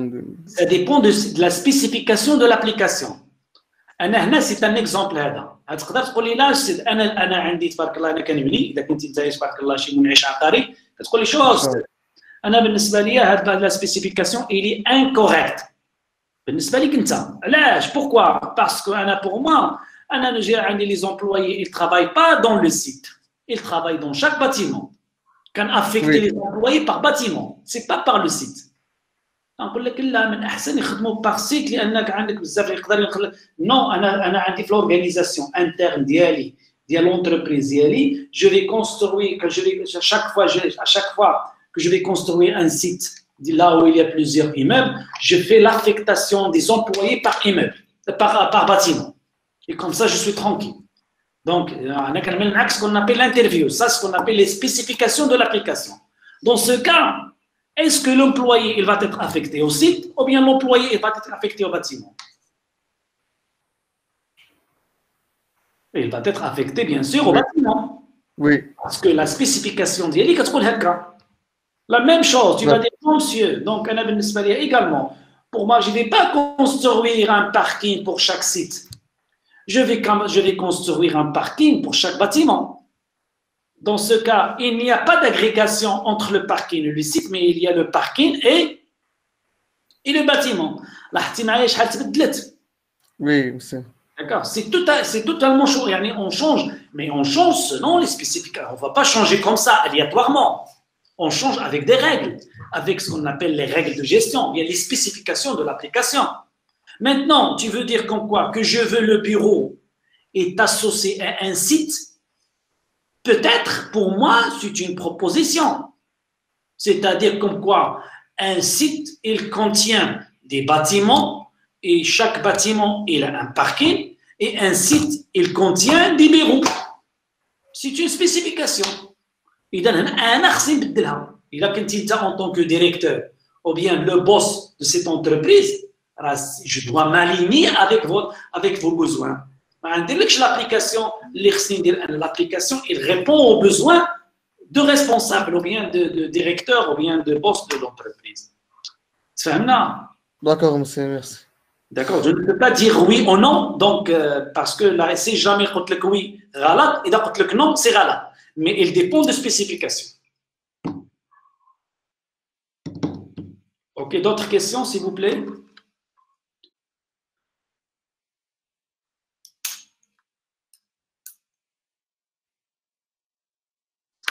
Mais ce n'est pas la peine, s'il vous plaît, qu'on entre dans les détails. Okay? Pourquoi? Parce qu'on va voir des exemples étape par étape, pratiques, par la suite, et afin pour qu'on puisse bien maîtriser. Donc, je vais expliquer d'une manière générale la structure des programmes très simples qui utilisent la programmation orientée. Ok? Maintenant, qu'est-ce que nous avons?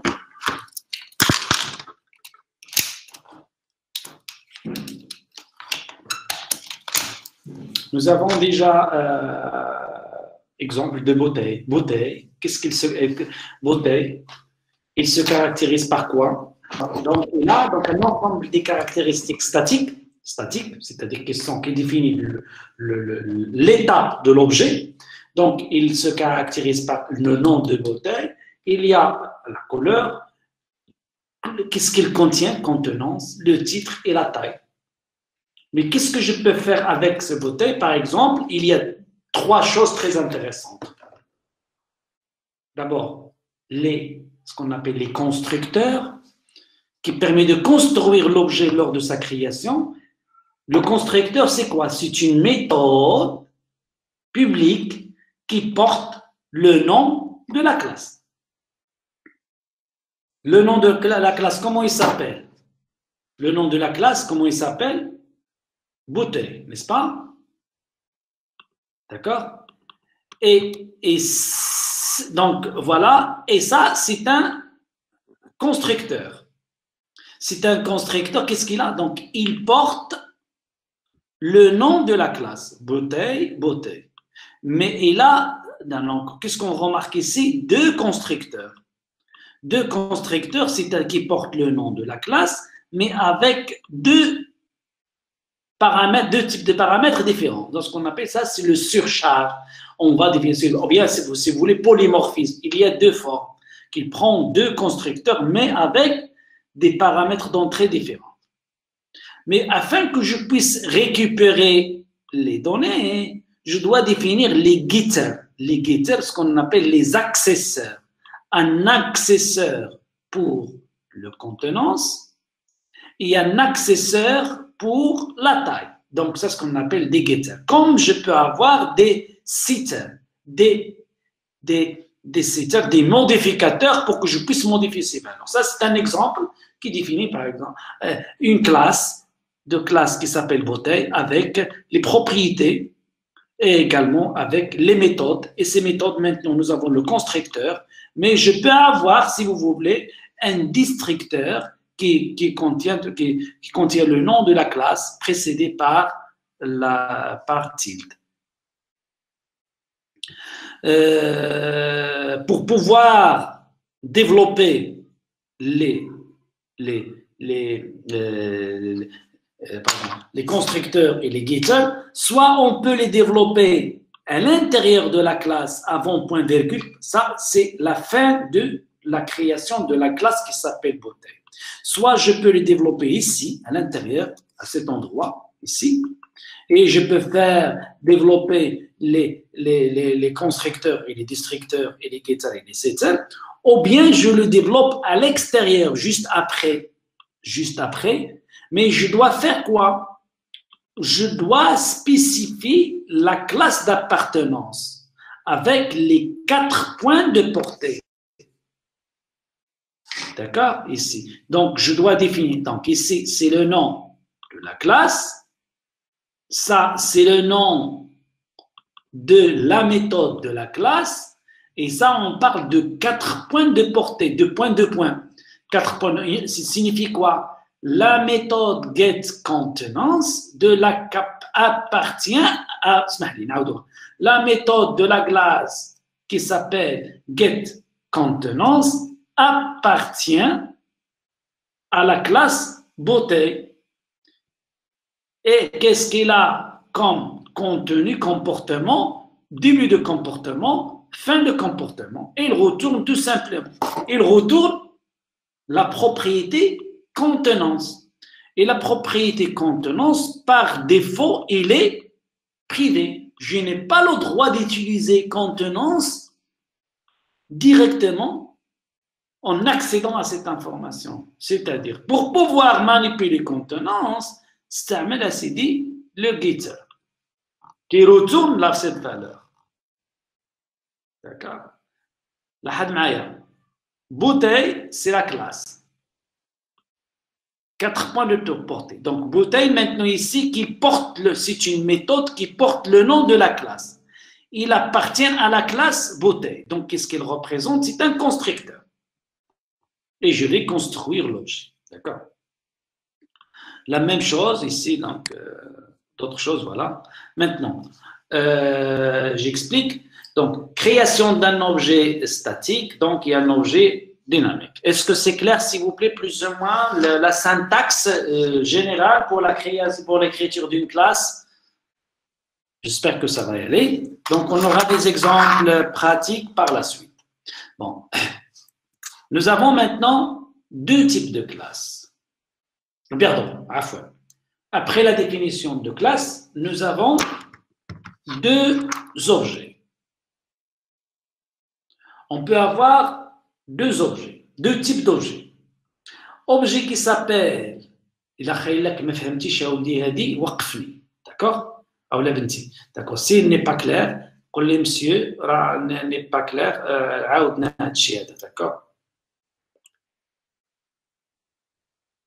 Ici, il y a 2 types, ce qu'on appelle ça, on va parler de ce qu'on appelle la durée de vie des objets. On peut créer un objet qui est statique et un objet qui est tout simplement dynamique. La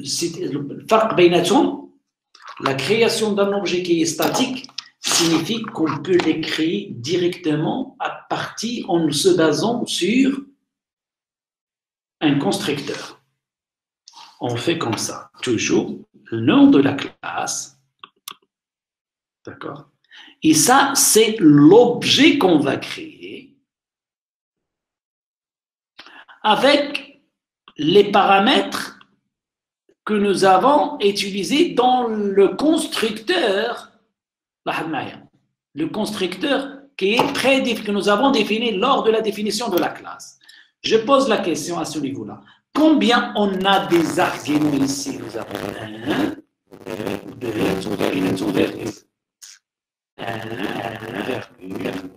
2, 3, 4 et 5. Je vais chercher dans la classe beauté un constructeur qui a 5 paramètres avec les mêmes types. Chaîne de caractères, string, chaîne de caractères, entier, réel, entier. نجيب حالي لهنايا. لاحظ معايا. chaîne de caractères, réel, entier. Donc, c'est-à-dire que je veux faire l'appel d'une manière automatique à ce constructeur pour construire cet objet qui s'appelle ma bouteille. D'accord? Ça, c'est ce qu'on appelle la création statique. Je donne les paramètres et je fais l'appel à un constructeur qui existe déjà. Je peux faire la même chose, mais je peux juste déclarer un pointeur qui est là, avec étoile, et je définis quoi? Un objet qui n'est pas réel, qui n'est pas, donc ce qu'on appelle, qui n'est pas statique, qui est dynamique. Maintenant, à ce niveau-là, est-ce que ma bouteille existe en tant qu'objet? Non, il n'existe pas. On n'a pas encore créé l'objet. On n'a pas encore fait l'appel au constructeur. Par contre, ici, lors de la création, lors de l'exécution de cette ligne, automatiquement, il y a la création, l'instanciation d'un objet qui s'appelle ma bouteille, avec les 5 paramètres. Par contre, ici, non, je suis juste créé un pointeur qui pointe sur un espace qui n'est pas encore réservé, un espace de bouteille. Mais la création de l'objet qui s'appelle ma bouteille, automatiquement lors de l'exécution de cette instruction, avec la commande, ce qu'on appelle new. D'accord? Donc, une fois que je lance l'exécution de new, signifie que j'ai créé l'exécution. Maintenant, les deux instructions sont équivalentes à une seule instruction. L'avantage de ça, c'est-à-dire que je veux créer l'objet quand j'aurai besoin de cet objet. Par contre, ici, la création est automatique. Ça, c'est ce qu'on appelle la création statique. Et ça, c'est la création dynamique lors du besoin de l'objet qui nous intéresse. Est-ce que c'est clair pour tout le monde?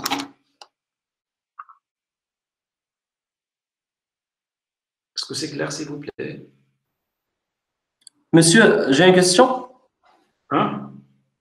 Que signifie la première ligne? Bouteille, étoile, ma bouteille. Je reprends, je vais juste activer tout de suite, s'il vous plaît. Je vais activer ma...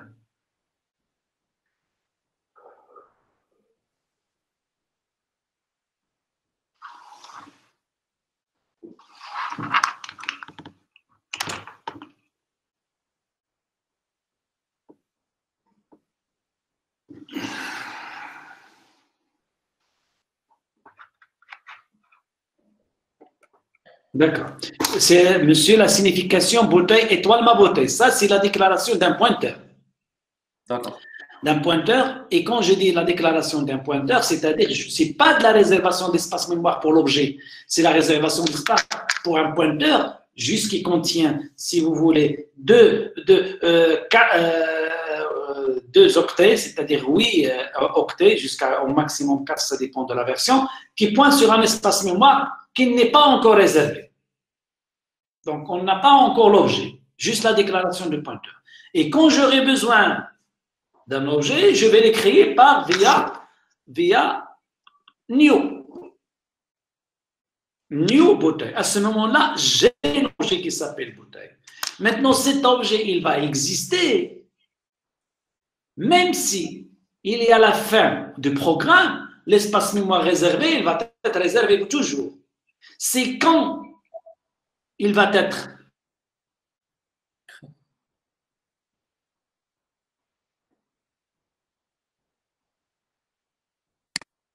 Je pense que vous avez un problème de connexion, monsieur.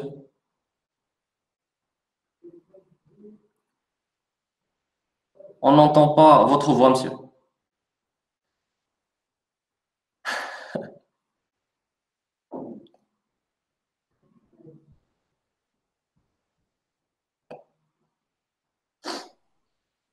Avant qu'on passe à d'autres choses. Non. Non, parfait, d'accord. Maintenant, on passe à d'autres. À chaque fois qu'on développe ici, donc on définit ce qu'on appelle le prototype. Ça, c'est le prototype. Ça, ce sont les différentes méthodes de la classe. Une fois que je termine la classe ici, ça, c'est la création de la classe par point virgule. Une fois que je termine la classe, début de la classe, fin de la classe. Maintenant, je dois absolument développer ces méthodes. Ce sont le comportement de l'objet. D'accord? Maintenant, un exemple. Je veux développer la classe voiture. La marque, la matricule, le propriétaire, les chevaux, ainsi de suite. Et les méthodes de la classe. Il y a les constructeurs, voiture 1, voiture. Et juste après, déplacer une voiture, accélérer, voie d'accélération, reculer, avancer, je ne sais pas moi, vérifier est-ce que les portes fermées. Tout ça, ce sont les méthodes qu'on peut les développer ici. Après le prototype, bien le prototype des définitions de prototype des fonctions, on passe au développement de ces fonctions. On commence par, si vous voulez, les constructeurs, et après on développe les getters et les setters. Voilà un exemple. Donc l'accès, par exemple, comment je peux accéder à un nombre de méthodes. Donc après la déclaration de la classe, ici on dit ma bouteille. Ma bouteille, c'est quoi ma bouteille? Ma bouteille, c'est l'objet que nous avons créé à partir de constructeurs qui s'appelle ma bouteille. Alors, je relis un chauffe-eau, s'il vous plaît. Voilà. D'accord? Donc, ma bouteille, c'est un objet que nous avons créé. Donc, 1646, blonde, 33, machin de suite. D'accord? OK? Maintenant, pour que je puisse accéder ou bien savoir la contenance finie, la contenance finie. Comment il est la contenance? La contenance, qui est là? Il est privé. Donc, je ne peux pas accéder pour voir la contenance. Comment je peux accéder? Je peux accéder via quelque chose qui est public. C'est un getter qui donne moi le contenance. Et je peux accéder via getContenance. GetContenance, il me donne la contenance parce qu'il est privé. Dans ce cas, ma bouteille, est-ce que j'ai le droit d'accéder avec point? Est-ce que j'ai le droit d'accéder ici? Oui, j'ai le droit d'accéder avec point. Ma bouteille, point. GetContenance. Pourquoi j'ai le droit d'accéder ici à GetContenance à partir de ma bouteille? Parce qu'il est public. D'accord. Je ne peux pas accéder à d'autres informations qui sont privées. Je ne peux pas faire ici contenance. Pourquoi? Parce que contenance, il est privé. Maintenant, ça, c'est correct. Andy, dans le deuxième exemple de ma bouteille, laissez-moi s'il vous plaît, à dire ma bouteille 1, ou à dire ma bouteille 2. Et j'ai créé ici ma bouteille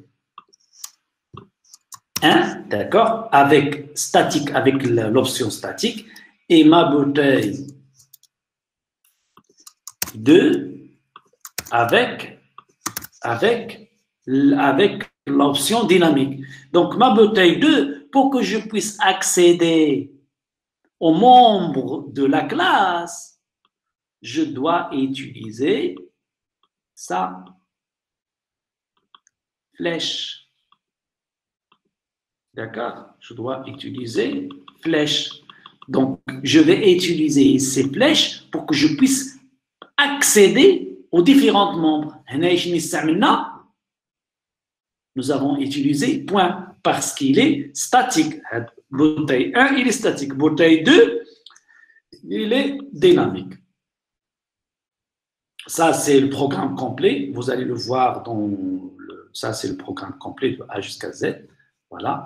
Pour que je puisse définir. Donc, voilà. Nous avons ici la souris maintenant est désactivée. Je ne peux pas utiliser la souris parce que j'ai lancé le diapo. Donc, include IOStream, input and output stream pour que je puisse utiliser CNC out. Maintenant, c'est un TP qu'on peut le faire facilement. Mais les خصنيش نعمل كوبي كولي الله يرضي عليك.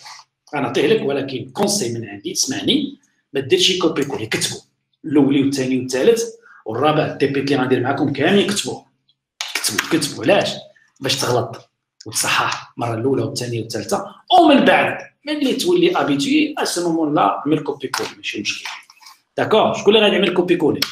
شوفكم كاملين بكم. شكون اللي غادي يدير كوبي كولي؟ قول لي تا واحد باترون ديليغي نعطيكم هذا غطابي الله يرضي عليك غطابي وملي علاش لان غتغلط متيقن غتغلط بوان فيرغول غتغلط نسيتي عملتي ايوستريم عملتي اي ماجيسكول غتوقف لك تما غتصحح مره الاولى مره الثانيه مره الثالثه et après tu vas voir tout simplement tu vas voir comme plus tard l'habitude d'écrire un programme sans faute même si avec les fautes tu peux les corriger tout seul. D'accord. Bon, on a le programme, il est là, donc je crois que vous êtes capable de les télécharger à partir de mon site web et je vais activer les comptes aujourd'hui. À la fin de cette séance, je vais activer le compte de tous les étudiants. Maintenant, ça c'est un programme. Monsieur, oui. Monsieur, pourquoi on utilise la fonction bouteille? On utilise deux fonctions de même nom. Bouteille. Ce sont deux mêmes. Ah, Naya. Oui. هذه ياك باردون شوفوا هنا هذه ياك هذه وهذه فوالا احنا قلنا لك اولي شوف قطع 10 ديال البوتاي نقدر نلقى بزاف ديال لي فونكسيون كي بورت لو ميم نون ولكن كتلقى لا ديفيرونس او نيفو دي بارامتر. هذه اللي سميناها حنايا polymorphisme. يعني أنا je peux créer une bouteille en se basant sur le nom ou la couleur ou le contenance ou le titre ou la taille. À ce moment-là غنعيط لهذه. ولكن إذا كان عندي غير le nom ou le contenant ou la contenance عندي غير هذا وهذا غادي نعيط لهذه. مي كتشوف هنايا الديتاي ديالهم لاحظ معايا الاولانيه بوتاي عفوا بوتاي هنايا افيك لي 5 بارامتر ها كيفاش كنستعمل انيسياليا ولكن بوتاي افيك دو بارامتر جو في انيسيي كو دو بارامتر. Est-ce qu'on est d'accord?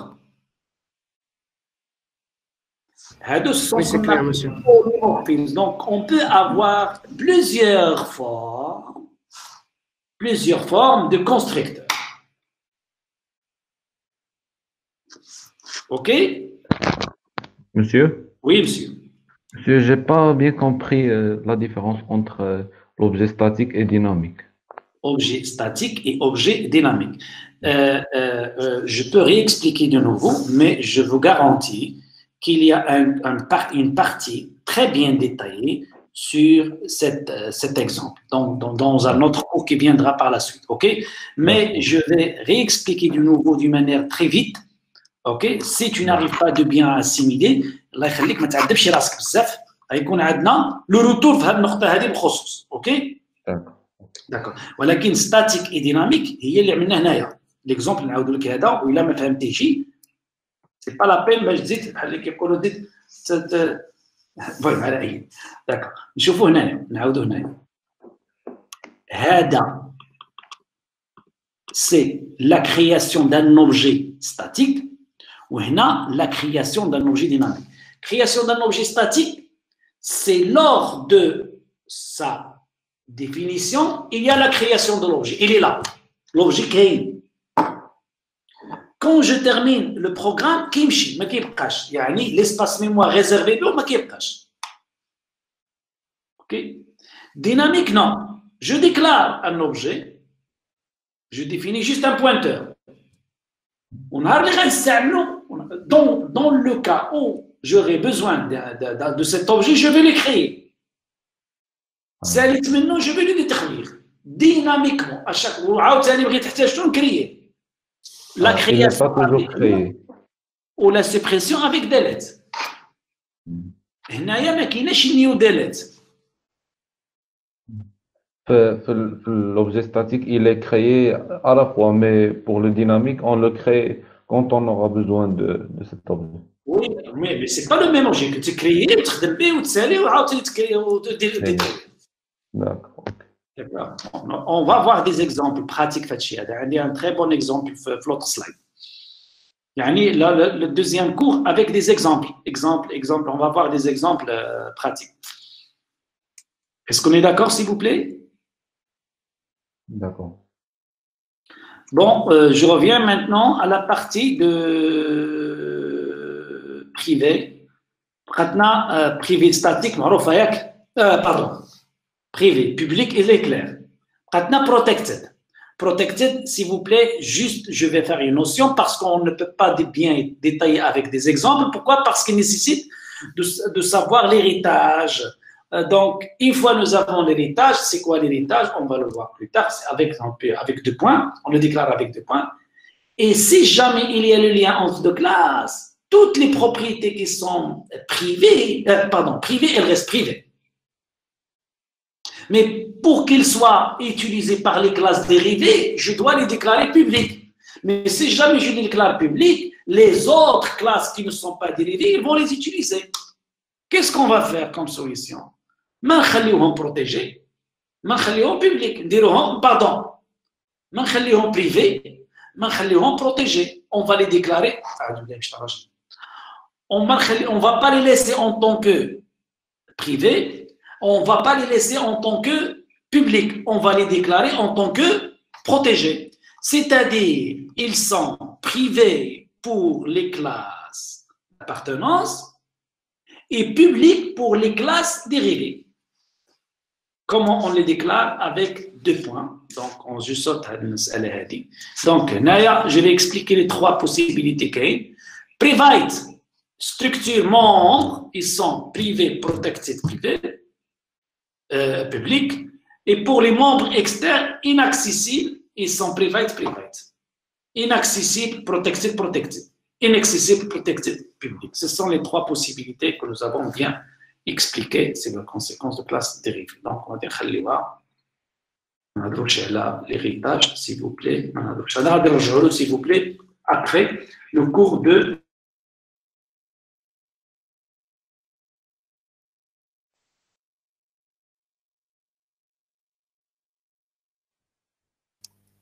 Monsieur. Oui, maintenant on vous entend, Oui. monsieur. Oui, il y a un problème, comme j'ai essayé de régler ce problème en utilisant écran de secours, bien c'est mon téléphone en secours, en attendant de redémarrage de PC, parce que chaque fois il redémarre, je n'arrive pas à identifier le problème, je ne sais pas pourquoi, c'est quoi le problème. Et maintenant, on va continuer en attendant le redémarrage de la machine. J'espère que la première partie elle est claire. Dans la phase pratique, parce que nous sommes dans la phase pratique, je vous sollicite, s'il vous plaît, pour bien, pour d'abord installer vos